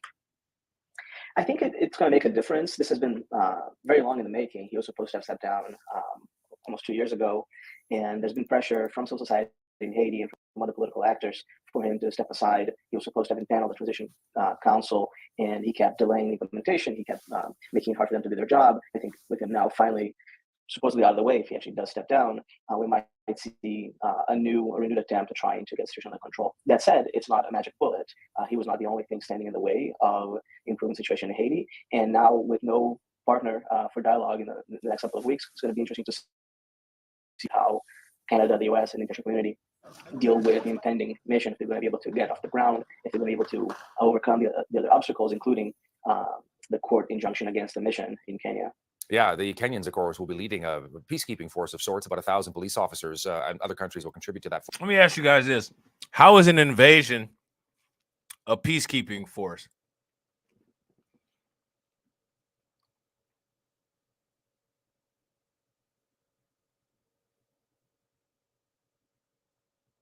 Seriously, let me know in the comment section. How is an invasion a peacekeeping force? Does that make any sense? Force, but as you point out, there are constitutional challenges within Kenya itself to see whether those police will ever actually be deployed. What do you think needs to happen here to try and stabilize the situation in Haiti? I don't think anybody knows exactly what will work. There's a lot of concerns about what won't work and what we've seen in the past. And there are, of course, real risks with any operation like this. Kenyan police is not experienced in this kind of operation. They've participated in some missions in the past. But the idea that 1,000 Kenyan police officers, even with the help of another 1,000 of components of different countries in the Caribbean, are going to be able to fly into Haiti and tamp down the situation, I think is a little fanciful. They're likely to encounter a very difficult situation on the ground. These armed groups are very well armed and have been engaged in violent action for some time now. They're veterans. They know the country very well. They know the streets, the city. They're very well entrenched. Any foreign force is going to find it very hard to dislodge them, just like the Brazilian-led mission did back in 2004. Yeah, I'm wondering if there is any way to get the criminal gangs that have taken over most of Port-au-Prince, the capital, and other places, to get them to stand down, so to speak. I mean, in some cases, they're now calling themselves the real liberators of Haiti, and they're already warning about international intervention and calling into question the legitimacy of these summits going on in Jamaica and elsewhere, saying that this needs to be a Haiti solution by Haitians, not by outsiders. Yeah, I think one of the big mistakes. It's amazing to me that these white people have such an issue with the Haitian people saying that this should be Haitian people figuring out their own solutions. That right there shows everything about the nature of who it is that you're dealing with.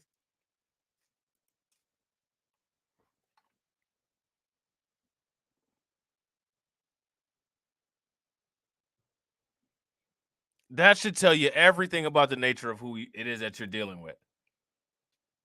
The international community made was to treat these criminal actors as solely criminal in nature. Even the fact that we call them gangs instead of calling them insurgencies or anything else speaks to the lack of understanding of what their political role is. They've had close ties with with politicians, including elected members of the Haitian legislature and former presidents.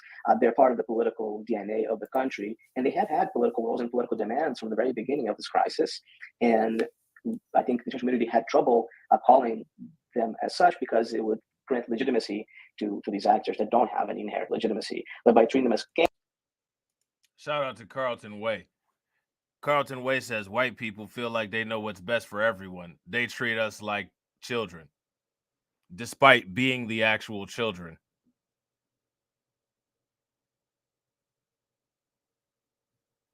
Despite being the actual children. Instead of as insurgents or political actors, they fail to even think about what might satisfy their demands or might allow for some dialogue. And now we have a situation in which they have demands and they want to see a new government in Haiti that's produced by Haitians, a political solution that's produced by Haitians, and the international community is not even willing to talk to them. Danny Nadal with the University of Toronto, Haitian expert, with his take on the chaos. And word now, the Prime Minister of Haiti, Ariel Henry, is set to step down. Thank you for your time, Danny, and your insights. Much appreciated. All right, so there's that. All right, so moving right along, I need you guys to give me some flames in the chat because I found something very special for you guys. There was a rare video of Kamala Harris giving her take on this situation? Were you guys aware of that? How many people were aware that Kamala Harris did an opinion piece on this? If you guys were aware, give me a thumbs up. If you guys were not aware, give me a thumbs down. We're going to listen to Kamala Harris's words of wisdom as our vice president and see what she has to say about this. Now let's turn our attention to Haiti. The country's capital is under siege. Gangs have overrun Port-au-Prince. They're stepping up their attacks on the government. They're attacking police stations, burning them down to free inmates who then join the gangs on their rampage. On Friday night, the gangs attacked Haiti's presidential palace. Gunshots and explosions rocked downtown Port-au-Prince. Haiti's police headquarters also came under fire. Law enforcement barely repelled the attack. This violence has other nations scrambling. Yesterday, the US airlifted all non-essential staff from its embassy. The European Union has shut its offices. Helicopters carried German and other European diplomats out of Haiti because the international airport has ceased to function.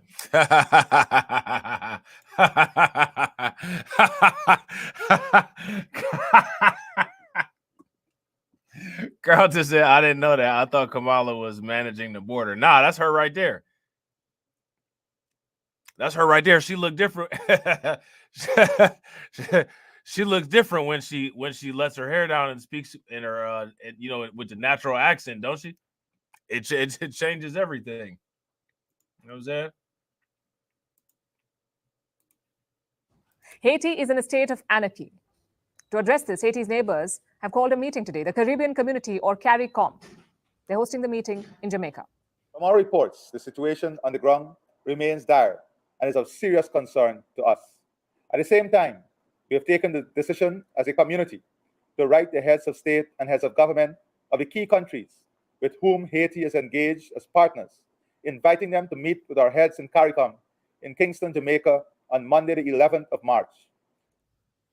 The Caribbean Community is a 15-member group. They've also invited some key stakeholders, the US, Canada, France, Brazil, and the United Nations. But the focus is on two of these, the US and France, because in a lot of ways, they're directly responsible for Haiti's present situation. France committed the original sin. They were the colonizers. Haiti was once the richest Caribbean colony until it gained independence in 1804. The former slaves rose up and won their freedom from France. But sadly, things went south after that. Hold on. What did she say? The former slaves rose up and... Oh, okay. I couldn't hear what she said. It sounded to me like she said some farmers rose up. Oh, whoa. won their freedom from France. But sadly, things went south after that. 21 years later, France returned with gunships. In 1825, France demanded compensation for the loss of their property, including the former slaves. France demanded 150 million francs. 150 million francs, do you know how much that is worth in modern terms? About $21 billion. So this is important. Kamala Harris is doing a very good job. If only Kamala Harris would do as good of a job as the vice president as she does as being a news anchor, you know, the United States, they might be, you know, we might be going some places. You know what I'm saying?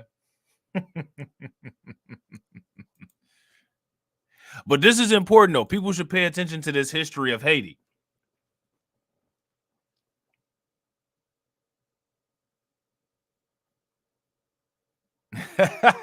See, your state of mind. Facts. Fin Lee Zhao says once the quote-unquote Caribbean countries are being used as the quote-unquote black faces for the U.S. By the way, if they think Haitian rebels are East, ask the special forces that the U.S. had to rescue after sending them.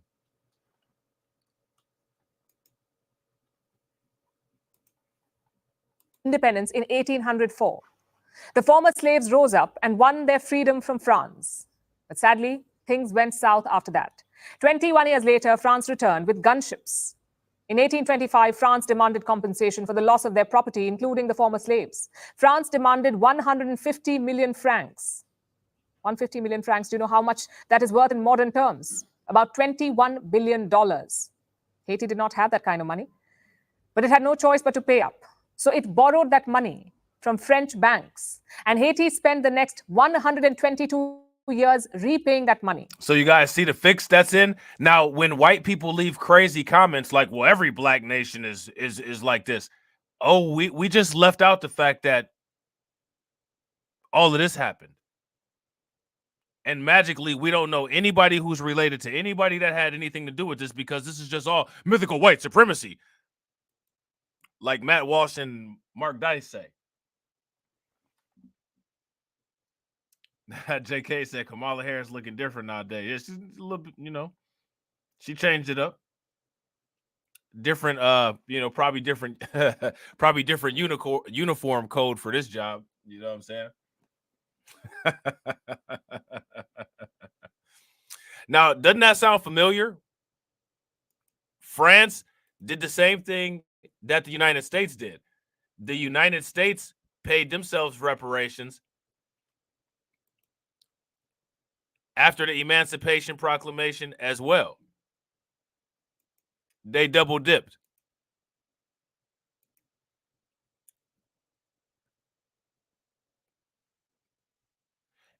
Would it be going out on a limb to say that this is a cultural thing, or would you guys say that this is an individual thing?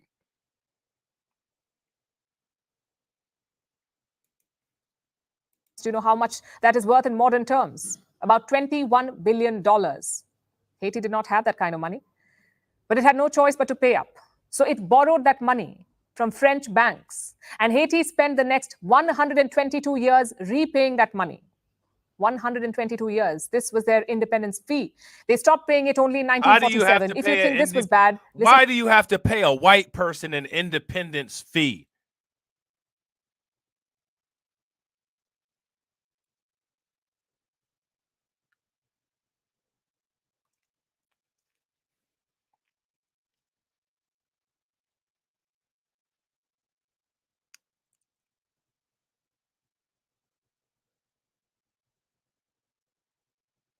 Think about that, guys.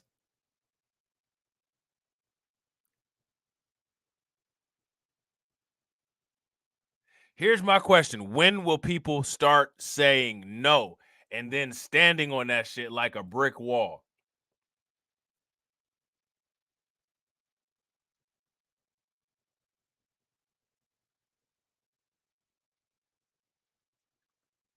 Who do white people pay to be free? So everybody else has to pay white people to be free, and white people don't pay anybody to be free. Hell no. Absolutely not. Literally, the entire world should have been taking a stand against this nonsense. This is absolute insanity.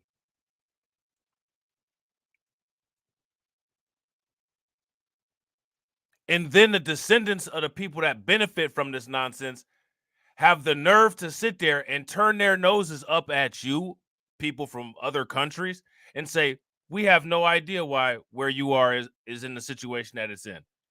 Absolutely not. I really hope that the generations of our grandchildren and great-great-grandchildren can get the world back into the natural balance of the way that it's supposed to be and keep it there indefinitely. The only people that need to pay for independence is people who are uncivilized enough that think that other people got to pay people for independence.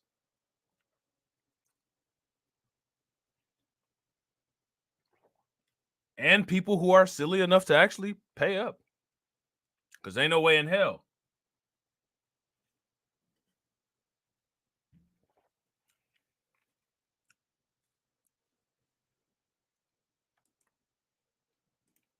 This is why people need to start running people's families. Figure out the businesses that are associated with these people's families and last names. If you ask me, the ideal situation would be everybody utilizing everybody's resources for everybody to be going after each individual WS entity that victimized them. Instead of people arguing about, you know what I'm saying, like silly shit. Compare notes. Create value chains. use the value chains to put pressure on these businesses, break these businesses in half, break the EU in half, break Elon Musk's business network in half.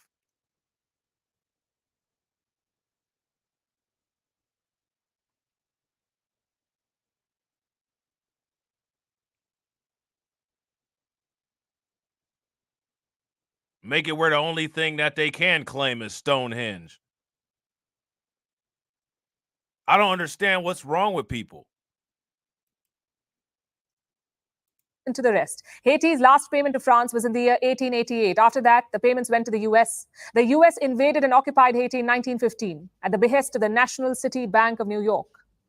Today, that company is called Citibank. So Citibank built part of its fortune with the occupation and loot of... You guys hear this? Today, that company is called Citibank. Now, this is what Haitian people should pay attention to right here. Go after Citibank.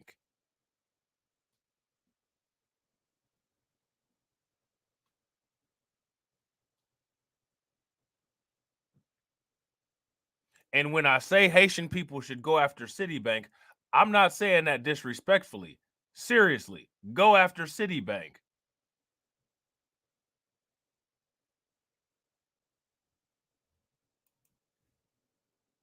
They had a part in this. This is what I'm talking about. Businesses. Facts. Shout out to Carlton Way.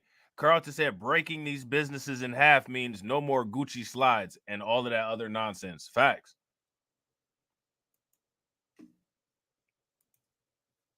France was in the year 1888. After that, the payments went to the US. The US invaded and occupied Haiti in 1915. The payments went to the United States.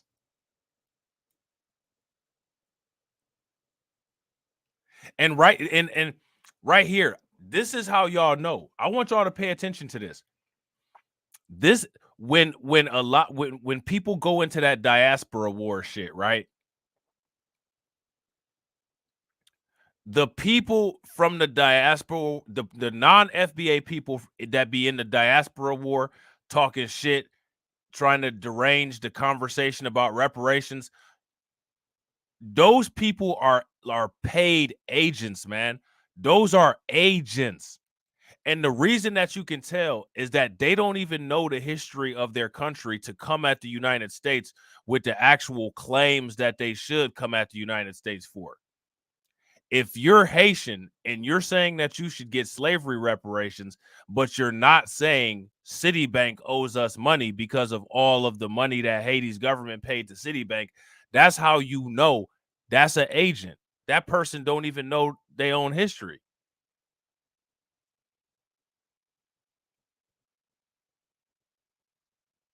You know what I'm saying? So the reason why I'm saying that is because it's not the diaspora war shit have people on some shit where people be coming at each other crazy. But if you understand how to identify people that's on some bullshit, it's not really people coming at each other crazy. It's the same derangement of internal politics that been going on.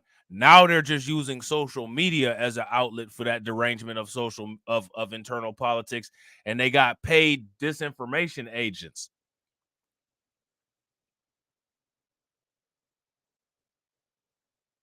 And this is one of the reasons why I be saying, run the families, run the business. Facts. And this is what, remember, shout out to AB Promotions. AB Promotions says, so U.S. watch the money. Remember, that's what I said, bro. The American economy is the biggest WS money laundering operation ever. Bro, they steal natural resources. They steal actual human beings, turn it into monetary value, circulate it all throughout the world, and collect the wealth in like 13 different pockets. And keep the money in those 13 different pockets. And in those 13 different pockets, they have people that them people control that run these countries. And then they just shell out a little bit of money here or there. You know what I'm saying? We're going to pay Joy Reid a little bit. We're going to pay Roland Martin a little bit. We're going to pay Byron Allen a little bit. You know what I'm saying? People got to start looking past this shit, man. Like, look past this shit.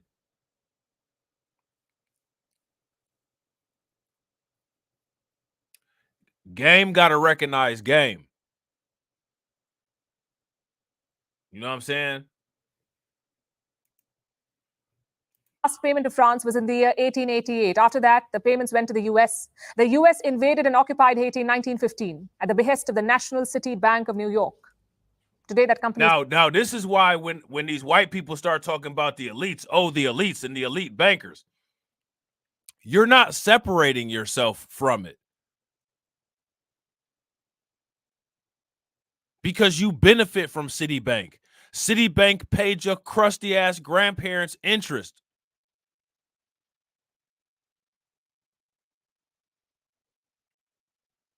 You got a line of credit on property and probably got lines of credit on slaves. Get the hell out of here. These bankers, JP Morgan Chase, Citibank, involved in international espionage. You want to sit there and say elites like that somehow alleviates you from the benefit that you got from what the elites did. It don't.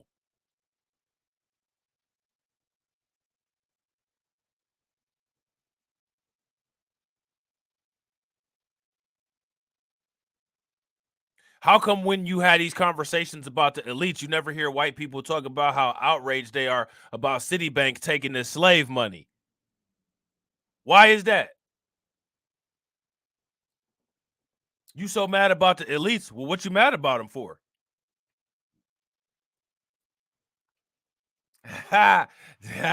DeAndre just got hit upside the head with the Kamala Harris joke.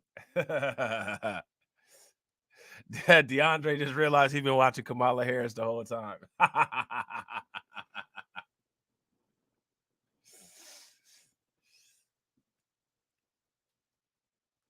These are the questions that people got to start asking, and people got to start asking these questions and pushing up on these questions and asking these questions hardcore.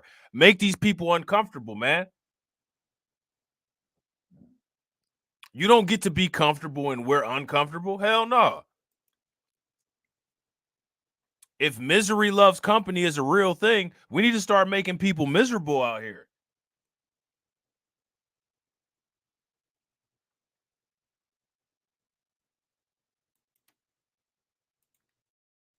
Is called Citibank. So Citibank built part of its fortune with the occupation and loot of Haiti. For 19 years, the U.S. and its bank. So you guys see that? According to this news report, Citibank built its wealth off of the extortion of Haiti. Did you guys hear that? Hey, I appreciate you just being here, DSB. You know I appreciate you, bro. You know I appreciate you, bro.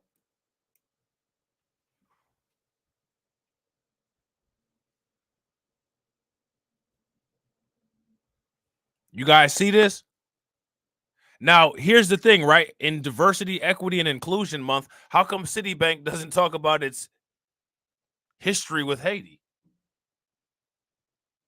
Don't you guys think that would be something great to put on a calendar? Citibank should put this on a calendar during Black History Month. I bet you they don't talk about this at all, because this is definitely Citibank Black History. You know what's interesting about this? The United States don't talk about this during Black History either. They got Martin Luther King and Malcolm X pasted all over the place.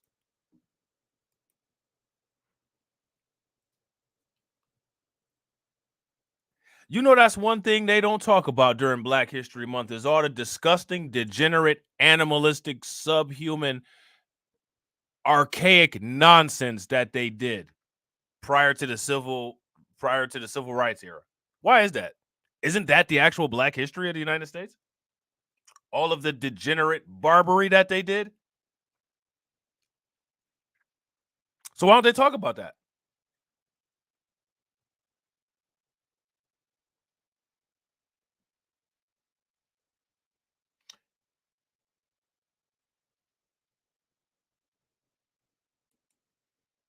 Food for thought. Today, that company is called Citibank. So Citibank built part of its fortune with the occupation and loot of Haiti. For 19 years, the US and its banks ravaged this country. When the Americans were done, Haiti was left an impoverished mess.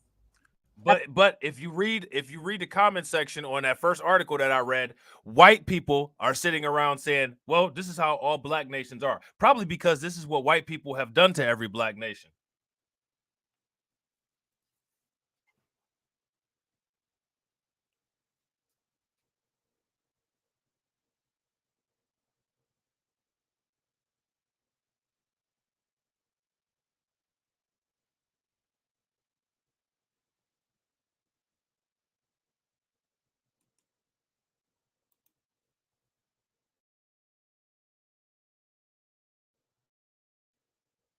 Now, all of these conservatives and all of these people that have these issues with the elites, I mean, here's your example of how elites take advantage of people. But what's so interesting about it is that they never say anything about that. That's one of the reasons why we got to bring this stuff to the forefront. We got to talk about it, man. We got to put this on airplanes. We got to get airplane companies. And on the airplanes, everywhere we fly, we got to fly them with them painted in America's dirty laundry. Every business that we create should be an advertising vehicle to the rest of the world of how internally sick and degenerate the United States is until we completely destroy their world credibility.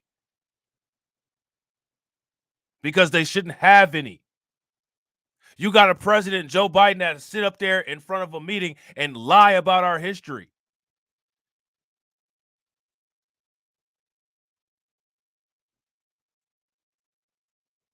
And everybody sits there. These people in America, they talk about people getting along in America and people needing to be together. I don't need to be together with anybody that'll sit there and let an old fool lie about my history. Because I wouldn't let some old fool lie about somebody else's history. But I tell you what, though, I will now. I will now.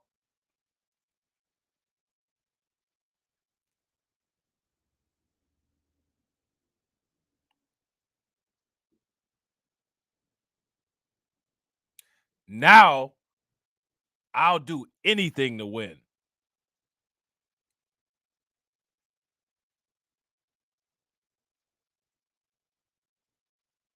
And until people get to that point where people are willing to say, I'll do anything to win,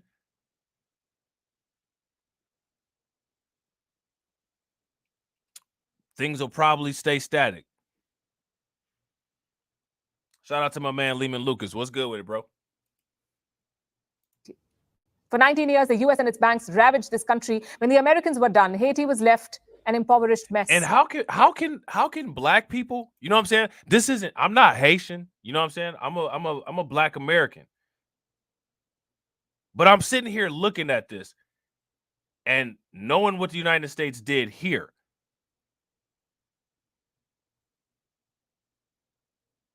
I feel for these people in Haiti. This shit is fucked up.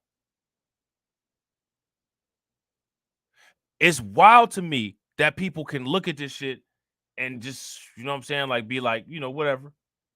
This the same shit these motherfuckers did to us. Matter of fact, they teamed up on these motherfuckers, man. The United States and France teamed up on them.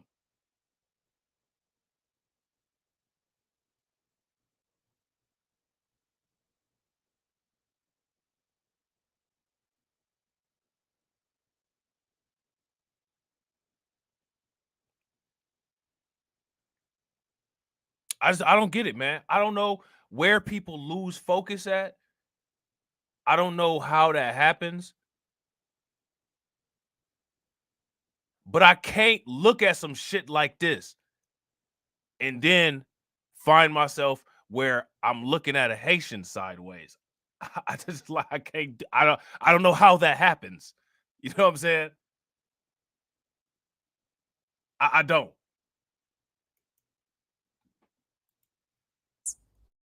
That's how it became the poorest country in the Western Hemisphere. Despite this, Haiti stayed dependent on the US for trade and remained vulnerable to American influence. Prime Minister Ariel Henry is unelected. The West backed him to take over in 2021 after Haiti's elected president was assassinated. And this was not a one-off. Haiti has seen numerous presidential assassinations and coups. It got so bad that in 1995, Haiti disbanded its army. They couldn't take any more coups, so no army. And that's when the gangs came in. No army for 22 years meant that gangs could proliferate. And that's why they control the country today, to the detriment of the Haitian people. The gangs forced me to leave my home. I have become a nomad along with my 3 children. We have nowhere to go. We came here, but there's no water here. We are miserable. To compound the misery, Haiti has been ripped apart by natural disasters as well.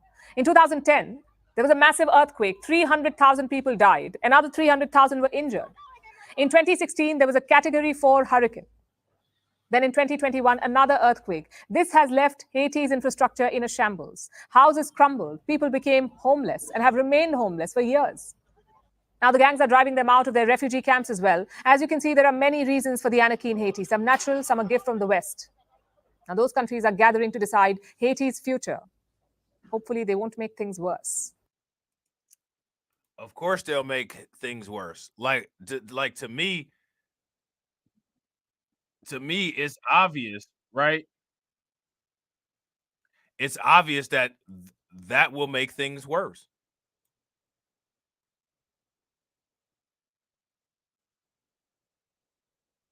How many people heard about the United States?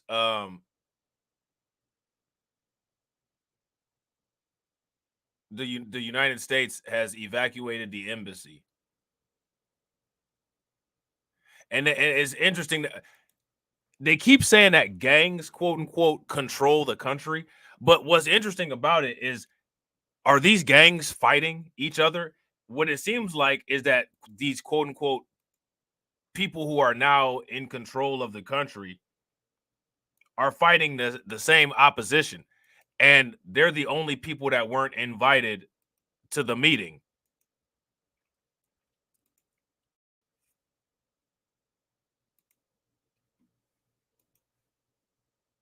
That's what it seems like to me. Shout out to John Guillory. What's good with it, bro?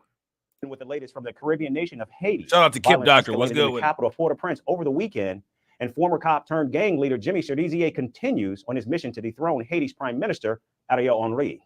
Now the battle entered downtown Port-au-Prince, where Cerisier's gangs opened fire on the National Palace, and at least 2 civilians suffered gunshot wounds as security officials retaliated. Meanwhile, Prime Minister Henry is still in Puerto Rico, unable to return to his own country as the main airport remains unsafe. As the violence continues, the Caribbean nation has extended a state of emergency till April 3rd. Schools and offices have been shut down, public gatherings are banned, and the army has been deployed at full strength. The security crisis has led to a shortage of food and fuel, while aggravating civilians displaced internally. I'm a mother of 6 and I have to feed them every day, give them food and water. But since I had to leave my home, see, to me, I get it. You know what I'm saying? That people act a certain kind of way. You know what I'm saying? It's not everybody that acts a certain kind of way.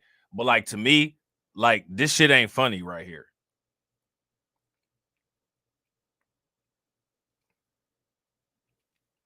When I look at this shit,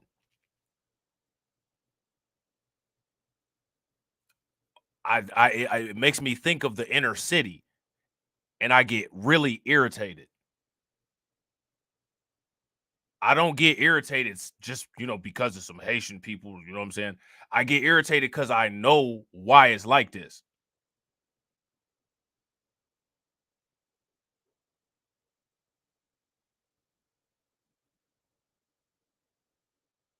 You know what I'm saying? I just sit here with nothing to cook. Life is very bad. I hold the kids in my arms, but I have nothing to give them. My husband died. He left behind a house to live in with many children. The gangs forced me to leave my home. I've become a nomad along with my 3 children under my responsibility, and they're fatherless. I'm all over the streets. We've arrived here, but we cannot stay because there's no water and no bathrooms. If we get water, it is enough. I needed to bathe my children. There's no potable water. We're in misery. Government institutions are completely shut down, and Haiti's banking system has collapsed. So I didn't know about the banking system collapsed. How many people knew that the banking system collapsed?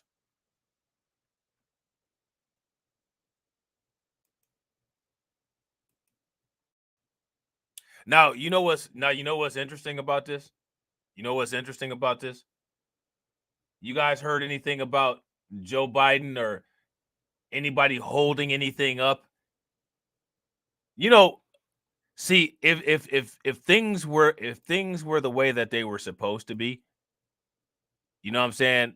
And like, you know, we all like looked out for each other in an organic way.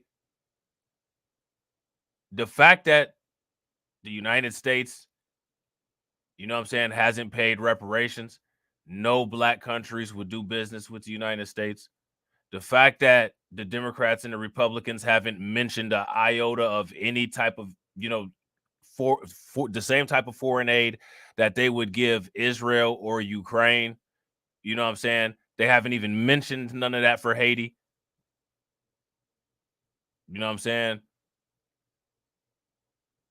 Everything would get stalled in the government. You know what I mean? If shit was the way that it was supposed to be. Yeah, right. Shout out to Deneen Grant. What's good with it, Deneen? Patrick said, Rob, is ancient history and no one is alive today. Yeah, that's the answer for everything. It's ancient history and nobody is alive today, except for the fact that people are alive today. See, here's the problem with the United States system of nonsense. Citibank is a corporation, and a corporation is an artificial person. And that artificial person lives forever until it's unincorporated, which means that all of the businesses that have benefited from slavery, if they're still in the form of corporations, then they're still alive today. You know what I'm saying? That's one of the reasons why I say people should really research those businesses, because a lot of them, like Citibank, still around today. Shout out to Honda 666. Honda 666 said, I thought the world was correct. The world is correct. The world is absolutely correct, bro. You know what I'm saying? Sending the nation into financial chaos. Even when we can receive 50 or 30 US dollars from our families, we cannot get it. All offices are closed. Nothing is functioning. So there is no food and no water.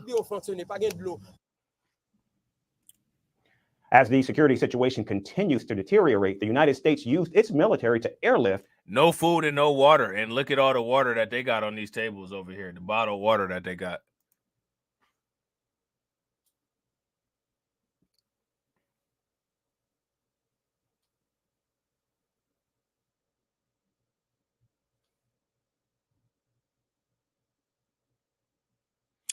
Telling you, man. Trying to tell you. Real quick shout out to y'all, man. I appreciate everybody that's in here. If y'all haven't smashed the like button yet, please take a moment, smash that like button. Also, if you guys haven't hit the bell, please take a moment, hit that bell. And also, please share the stream to your social media. We got 70 likes. We need 30 more to get to that 100. Let's get it. Its non-essential embassy staff from Haiti. However, Washington has confirmed that America will not send in U.S. troops. Meanwhile, Secretary of State Antony Blinken spoke to Kenyan President William Ruto regarding the crisis. What's good with you, bro? Now, Kenya has signed an agreement with Haiti to deploy over 1,000 troops against the criminal gangs. As international pressure mounts, other Caribbean nations met in Jamaica to discuss the situation in Haiti. Leaders from the Caribbean community were accompanied by envoys from the United States, France, Canada, and the United Nations. Meanwhile, the Dominican Republic continues to keep its borders with Haiti closed in anticipation of an influx of refugees. With sporadic gunfire. So as you guys can see, Dominican Republic is exercising, they're exercising border policies that Joe Biden just doesn't seem to be able to exercise. You guys notice that? Now, if you ask me, why is the world government not telling the Dominican Republic, well, you need to open up your borders to a certain amount of Haitians because you're the closest country to Haiti. And it makes the most sense that since you're the most stable country close to Haiti, we'll provide you some aid if you take in a certain amount of Haitians. Notice how we're going to shut the doors. Okay.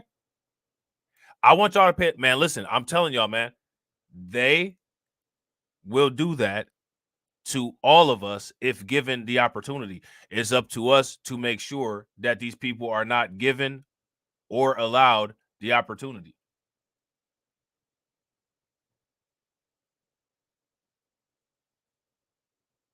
Yeah, I agree 100% with DC Precise. DC Precise said quantitative easing for the melanin deficient, quantitative tightening for us. It's all about all out villainy is required. No mercies, no F's given. Facts. If you guys agree with DC Precise, give me a thumbs up. If y'all disagree, give me a thumbs down. To keep its borders with Haiti closed in anticipation of an influx of refugees. With sporadic gunfire becoming a daily sight, Haitians are hoping that an intervention from the international community will bring some relief to their lives.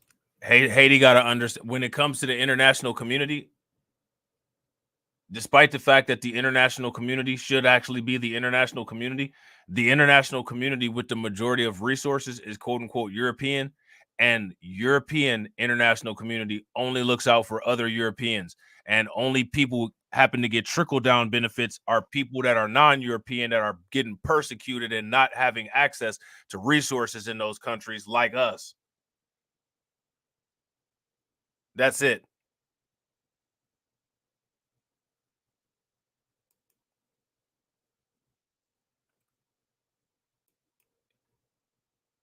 European countries don't even practice humanitarianism. They practice racism. How are you going to expect them to provide humanitarian aid?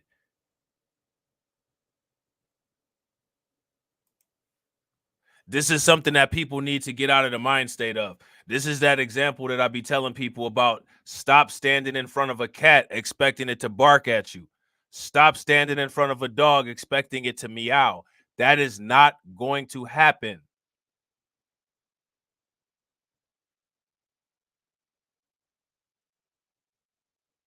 What intervention will it take in order to rewire people's brains to get people to reflect, to reactively understand that like a reflex?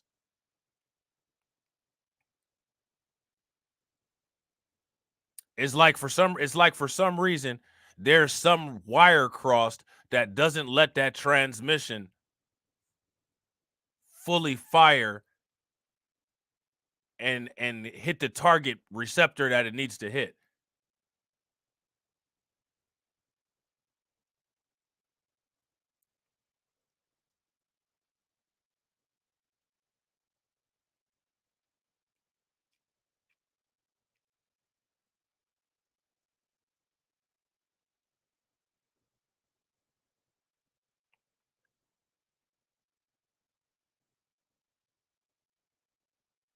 When will people understand that?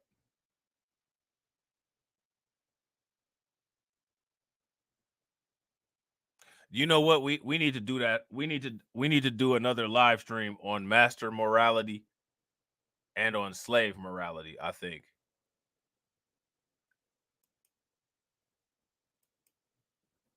I think that like we should do like a stream or some videos about master morality and slave morality at least like once a month.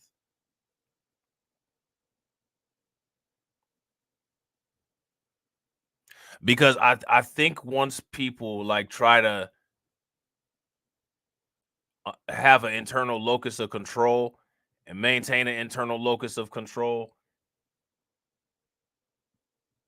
people will be more comfortable with desiring control, because I don't think that many people actually desire control. I think that people desire comfort and not control. See, me, I'd rather have control and not so much comfort, because with control, I can manipulate control to get comfort. I don't want to exchange comfort for control. I think that many people don't really understand what it is that they're looking for or what it is that they want. And I think that they mistake their idea of control for comfort. I don't really think that many people want control.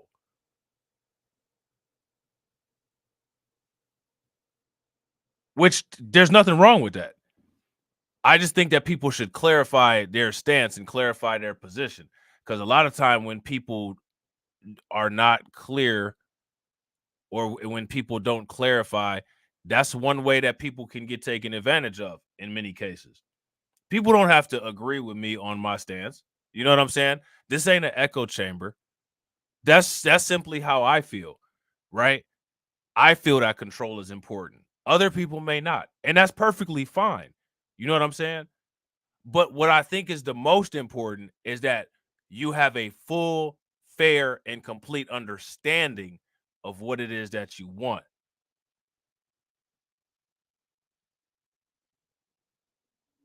You know what I'm saying?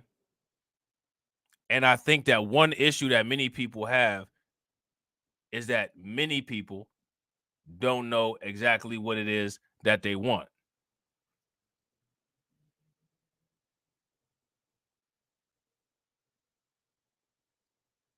And if you don't know what it is that you want, that makes it more easy for people to control you. And the thing is that, you know, if you're one of the people that would rather have comfort than control, if you knew the level or kind of comfort that you wanted, right, you would have more control over your comfort. So you would still be less likely to be manipulated, which is something that in most cases, most people don't want to be manipulated. But that's what this entire thing is about. This is about centuries of manipulation on many different fronts that needs to stop, like yesterday. You know what I'm saying? From impeachments to inaugurations, if it's a political story, we are on the scene. The race for the White House is heating up. We're beating Biden. How dare he say that? If it's breaking news, we're live with the latest coverage. From the Man, Joe Biden is such a clown. Could you even take it serious with Joe Biden outraged like that? Like, I'm sorry, man. Like, I can't take you serious, bro. I can't take Joe Biden serious.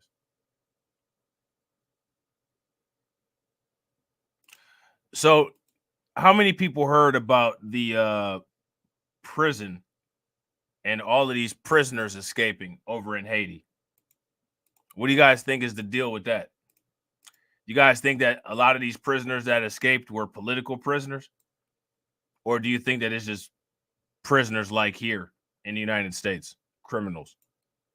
I guarantee you that the Western media will just call them criminals and, you know what I'm saying, say that they're dangerous, you know what I'm saying? But at the same time, you know, here in the United States, we got famous athletes that are dangerous, that aren't prisoners.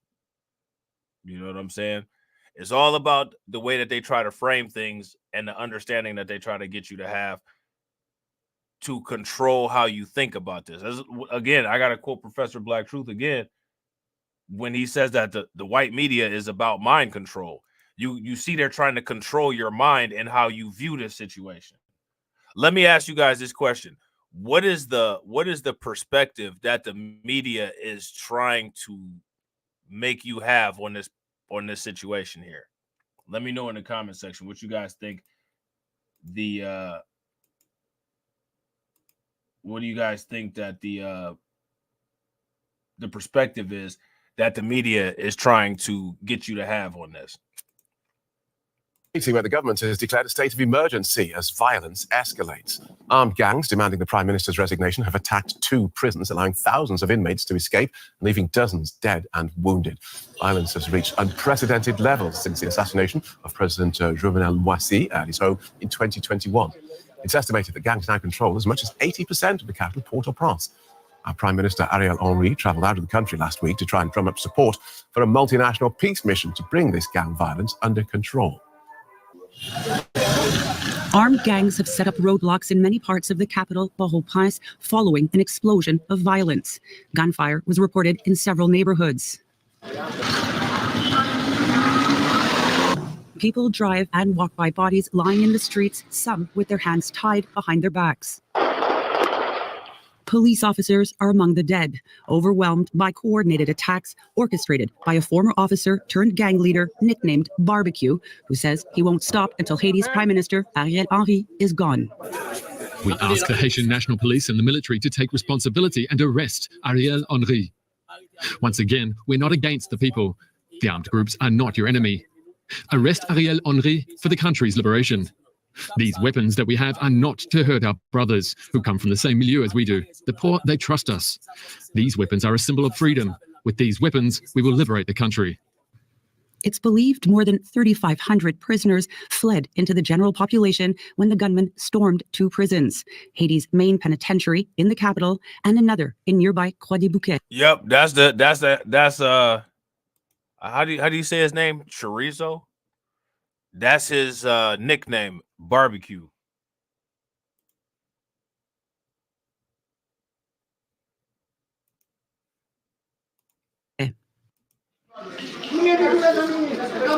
Some inmates decided to stay in their cells, afraid of being caught in the crossfire. Others, too old or disabled to flee. Prime Minister Henry was away, drumming up support for multinational military mission to Haiti. Under a political deal, he was... And listen, man, this is one of them listen, look at... That's one of those jails. Have y'all ever seen those movies where them jails be like a third world country jail with like it's like a dirt floor inside the cell, and instead of having light bulbs down the hallway, it's just lamps with candles in them? That's what, man, ain't no way in hell.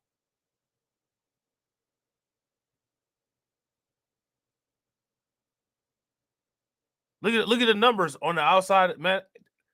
Ain't no, who would do time in this? Who would do time in this right here?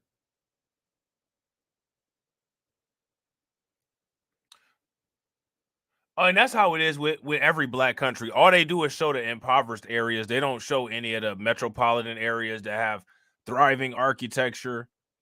They never do that.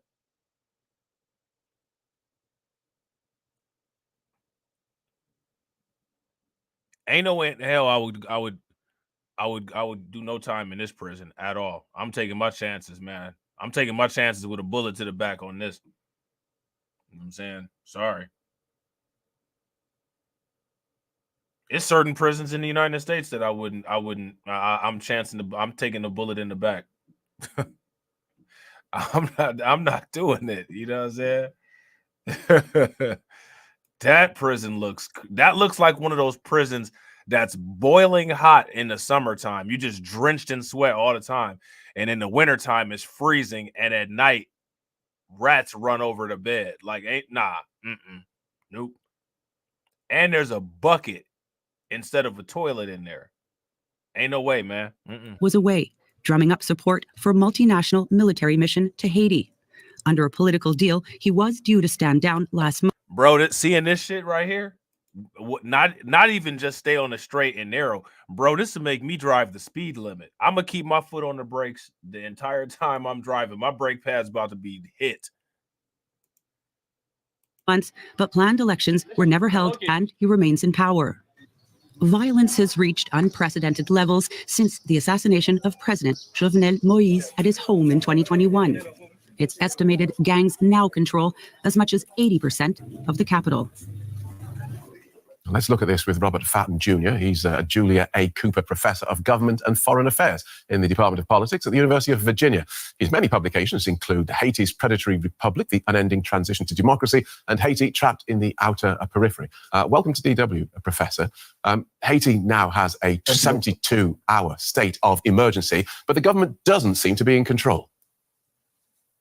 Yeah, the government hasn't been in control for a while, but the situation, I think, has deteriorated significantly over the past 48 hours. There's a situation of a total vacuum of institutional power. Do you guys notice how when it comes to these experts that they keep getting, none of these experts are Haitian?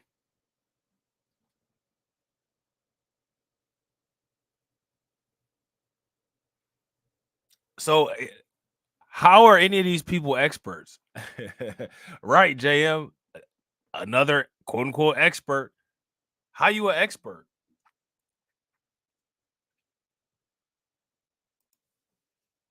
The prime minister, as you said, is out of the country, and it's getting very difficult for him to get back to Port-au-Prince because the airport itself is closed, and the situation on the ground is extremely violent, and the gangs have really accentuated their offensive against the current regime of Ariel Henry. And what is really worrisome is that most of the gangs, which tended to be divided, have united for the first time and are waging a campaign that is rather sophisticated, even using drones against key institutions of the country and key strategic infrastructure in the country. So we are virtually on the verge of a collapse. So Ariel Henry, the Prime Minister, in Kenya to discuss a Kenya-led multinational security force coming into Haiti. So many questions this throws up. The biggest one, of course, why isn't the Haitian army up to the task? Well, the Haitian army was disbanded under former President Aristide, and it is trying to reconstitute itself. I think this dude is mixed. This dude right here, Robert Fatton Jr. Let me see something real quick, man. I'm about to look him up real quick. They said University of Virginia, Robert Fatton Jr.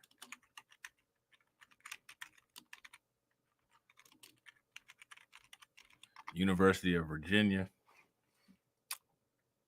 Politics, Robert Fatton Jr.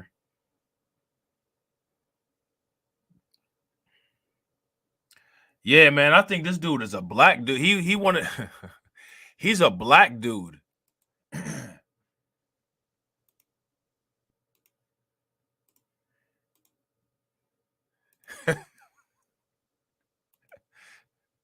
That's him right there.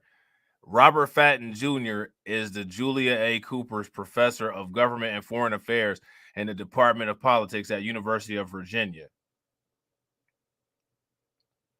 His publications include Black Consciousness in South America, The Making of a Liberal Democracy, Senegal's Passive Revolution. This dude black.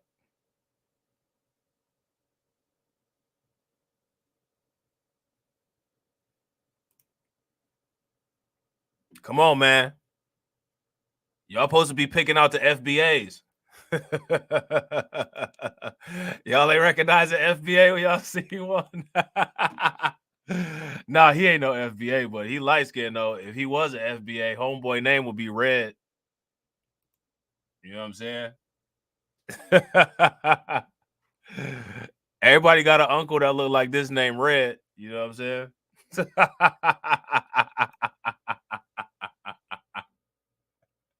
Yeah, exactly, Carlton. He got that Rock Newman.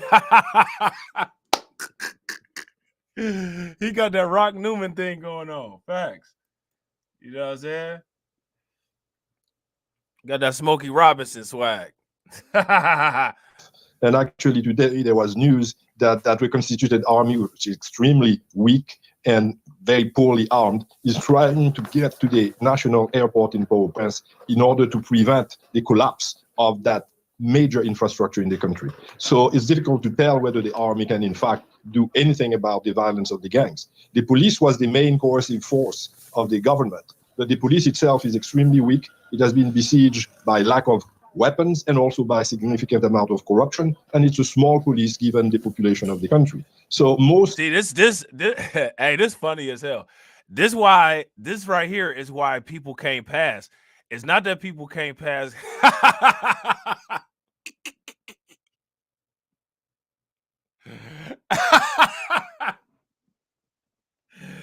It's not because people can't pass because white people figure it out. You know what I'm saying? They can't pass because black people figure it out. Because everybody got an uncle that look like this. So somebody like this would be trying to fit in. You know what I'm saying? They somewhere in the suburbs. They got their good job. You know what I'm saying? And then, you know what I'm saying? Here comes some black person. Man, you look just like my uncle. He's sitting there like, shut the fuck up.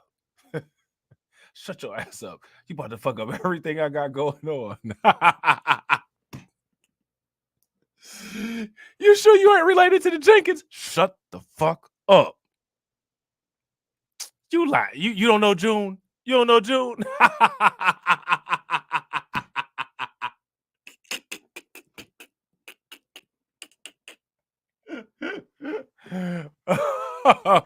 Oh man, that's hilarious, man. All right, you don't know, you ain't related to the Jenkins, man. You got a head shape just like them Jenkins. Shut the hell up. Yeah. Yeah.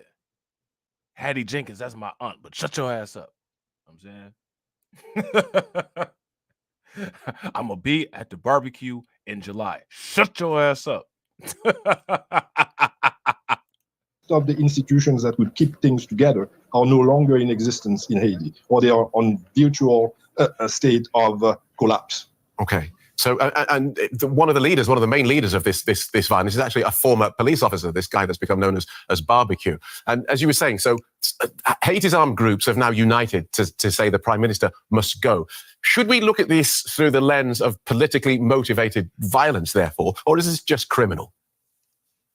It is both, actually. It is criminal because the gangs have really done some really awful criminal things, killing.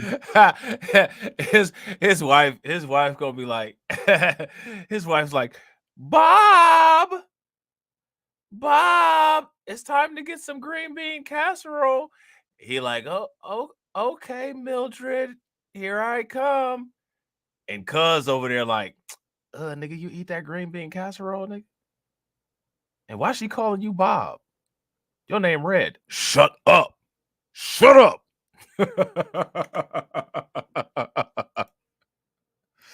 People, ransoming people, kidnapping people, and also forcing a significant number of Haitians living in the poor areas of Port-au-Prince to exit their local site of inhabitants. There's something like 300,000 Haitians who have been marginalized and are now actually internal migrant, displaced migrant in Port-au-Prince itself. But there's a political reason for that, and the political reason is that the population at large, even the population that does not at all support the gangs, well, that population is, to put it crudely, fed up with the current situation and with the current regime. The current regime has been promising elections, a new constitution, order for the past 2 years, and it has absolutely failed to deliver on those promises. So there's a political sentiment among the vast majority of Haiti that the situation is no longer tenable. And most people in Haiti would like to see that regime, the current government, gone. Okay, so following on from that then, as far as you're aware, is... So what he's saying, what this individual here is saying is that the people of Haiti want to see the current government gone and would probably be more happy with the government that someone like Barbecue would install, which is believable. I believe that. Let me ask you guys this. With the way that the United States and France have been extracting resources from Haiti, how would Haiti ever be able to have a viable economic system? Seriously, think about that. We just talked about that. How would they ever be able to have a viable economic system with the way that they're being extorted by the Western powers? And the reason why they're being extorted by the Western powers is because of those oligarchs that's on the payroll of the United States and France. So they got to get them out of there. And some of those oligarchs are probably people that have been higher ups in government or people that have been installed by the United States. So it just makes sense that they want to get them out of there. Those people are a security risk. Is there a plan for what happens after, I should say if, I suppose, but after peace is restored? Because the country was desperately poor and failing even before all this happened. Well, there is no clear plan.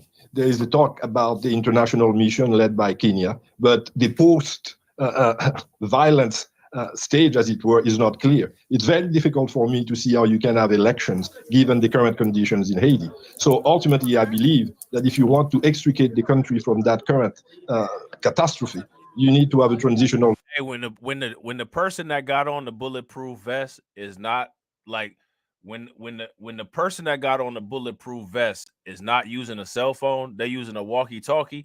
That's how you know the situation is lit. It's lit for real. You see that? My man's had the walkie-talkie.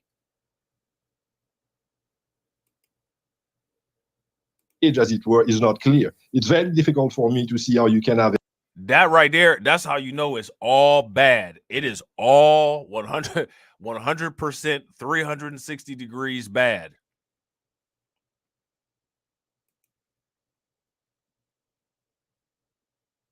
elections given the current conditions in Haiti. So ultimately, I believe that if you want to... Hey, look, and my man got the flask. Look. Hold on real quick. Conditions in Haiti. So ultimately... You see the flask? That look like a little fifth of Hennessy right there. Conditions in Haiti. So look in his hand. He got a fifth of yak in his hand.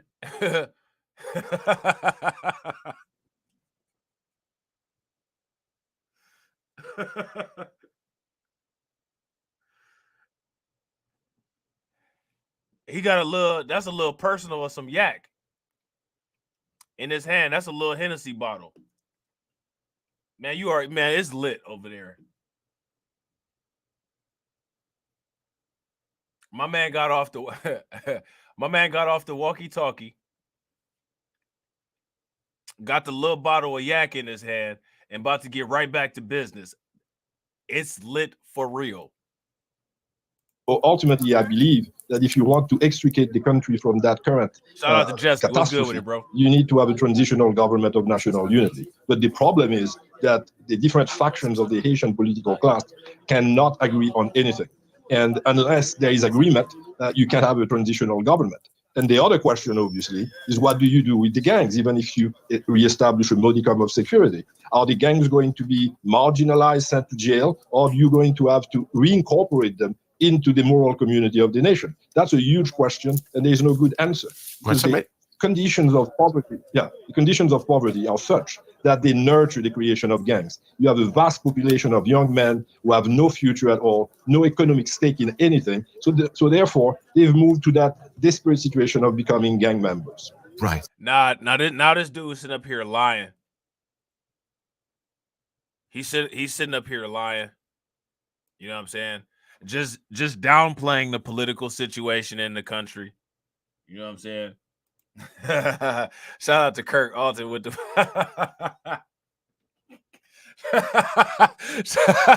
shout out to Kirk Alton with the $4.99 super chat. He said, "Them Haitians on the ski mask way. I know they got my phone tapped. I'm screaming, fuck Jake. I try to stay out the pin, so I switch states."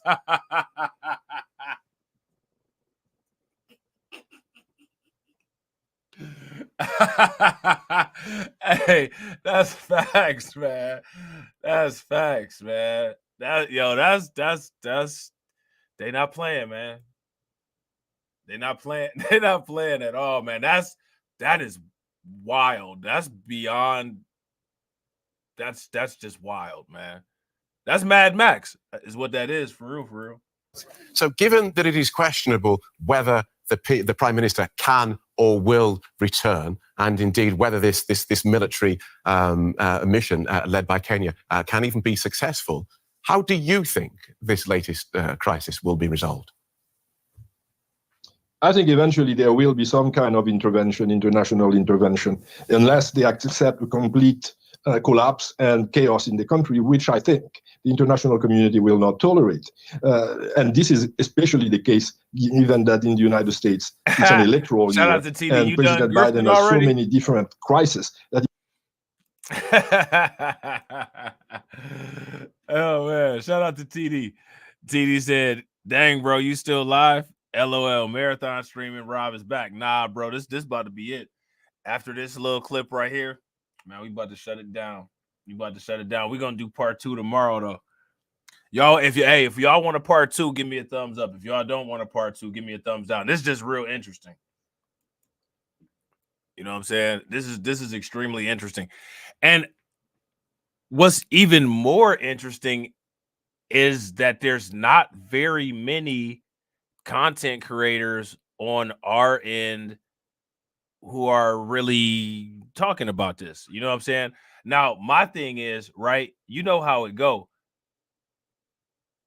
I'm watching this and looking at this strictly from an observational standpoint.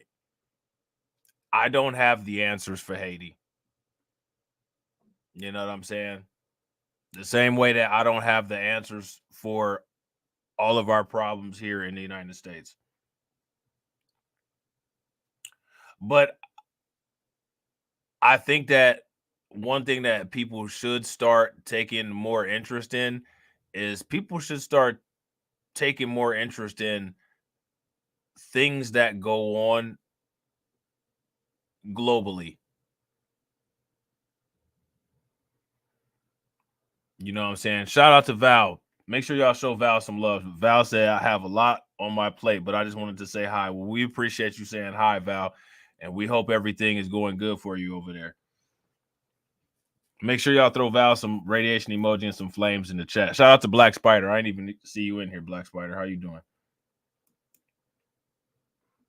And shout out to Miss Niecy. What's good with it, Miss Niecy? But people should pay attention, man. I'm telling you, because the United States use the same tricks all over the world. Shout out to TD. TD said Rob definitely has the answers for Haiti.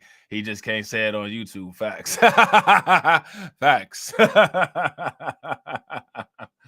Big facts. They seem like they know what they're doing. They got it. My man got the yak in one hand and got the chopper in the other. You know what I'm saying? He you know what I'm saying? I can't get mad at that. He probably doesn't want to have another one in his, as they put it in the United States, in his backyard. And that might be linked to the problem of immigration. Now, in order to have... Shout out to Carla. Make sure you guys show Carla some love. Definitely appreciate you, Carla, with the $5 super chat. Shout out. Man, I'm dead. Y'all see that? Man, that's wild. That's wild.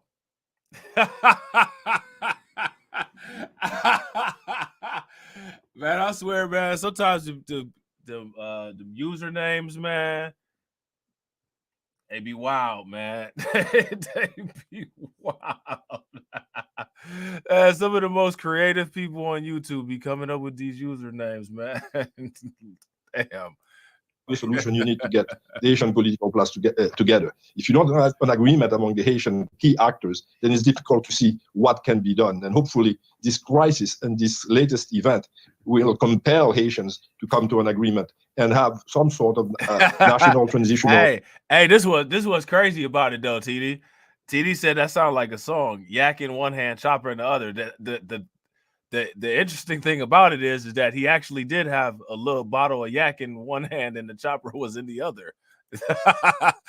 Like that's an actual timestamp from this video. You know what I'm saying? Government of unity. Okay. Professor Robert Fatton Jr. from the University of Virginia, thank you so much for guiding us so clearly through that. All right, so we've confirmed that Robert Fatton Jr. is a black dude.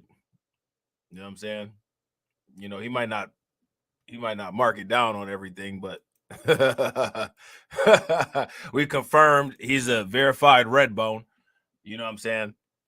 So this is some very interesting stuff going on in Haiti, man. You know what I'm saying? I think we're gonna chop it up about this tomorrow.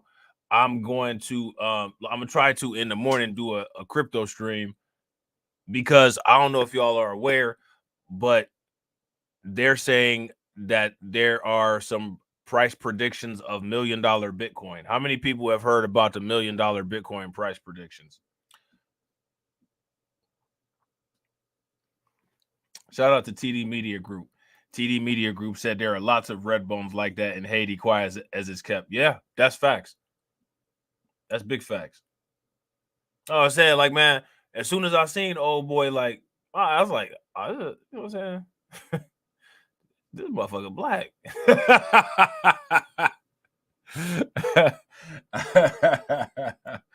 It'd be all mad. Man, I had a good job and everything. Here you come. You know what I'm saying? Hey, bro, my bad. I come from a long line of yellow Negroes, bro. You ain't fooling me, homeboy. You know what I'm saying? You ain't fooling me. You know what I mean? But yo, I hope y'all enjoyed the stream. I'm gonna shout out to stream sponsors, man. Y'all took care of your boy. I definitely appreciate it. Shout out to my man TD Hip Hop Media. Shout out to my man Kiko. Shout out to Patrick. Appreciate you, bro. Shout out to Kirk holding it down as always.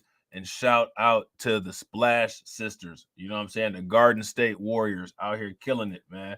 Shout out to the people that got family and peoples that's in Haiti too, man. You know what I'm saying? Well wishes, because that's got to be a scary situation. You know what I'm saying? So I really hope that all of y'all who have people that are over there, I hope that they make it through their situation safely and get back to safety in their family. You know what I'm saying? And I hope that y'all enjoyed the stream. And as always, ladies and gentlemen, walk up in this life. Yeah, I'm really talking my shit like I'm really him. Hold up, look, walking this bitch like, hey. Yeah, I'm really him. Talking my shit like, hey. I'm really him. Don't believe me? Come and see me. Got 3 wishes from my genie. Now I'm on your local TV. Y'all on tour, got demons. Say she wanna come and see me when I'm in a local city. I'm like, pause though. Please step aside so they can see me. And I walk up in this light. Yeah, I'm really him. Talking my shit like I'm really him. On God. Walk up in this light. Yeah, I'm really him. Talking my shit like I'm really him. I'm the realest from my city. That's on my knee, that's on Kiwi, that's on mamas. Niggas don't believe me, come and see me. I been dodging all that face. All these niggas working broke, but I been getting paid. All that know me from the street. Flexing for what feature, that's like every other week. Talk behind my back, I kick my feet up, have a seat. Cause at the end of the day, all these watching me as I walk up in this light. Yeah, I'm really him. Talking my shit like I'm really him. On God. Walk up in this light. Yeah, I'm really him. Talking my shit like I'm really him. On God. Walk up in this light. Yeah, I'm really him. Talking my shit like I'm really him. Hold up. Look, walking this bitch like, hey. Yeah, I'm really him. Talking my shit like, hey. I'm really him, hold up.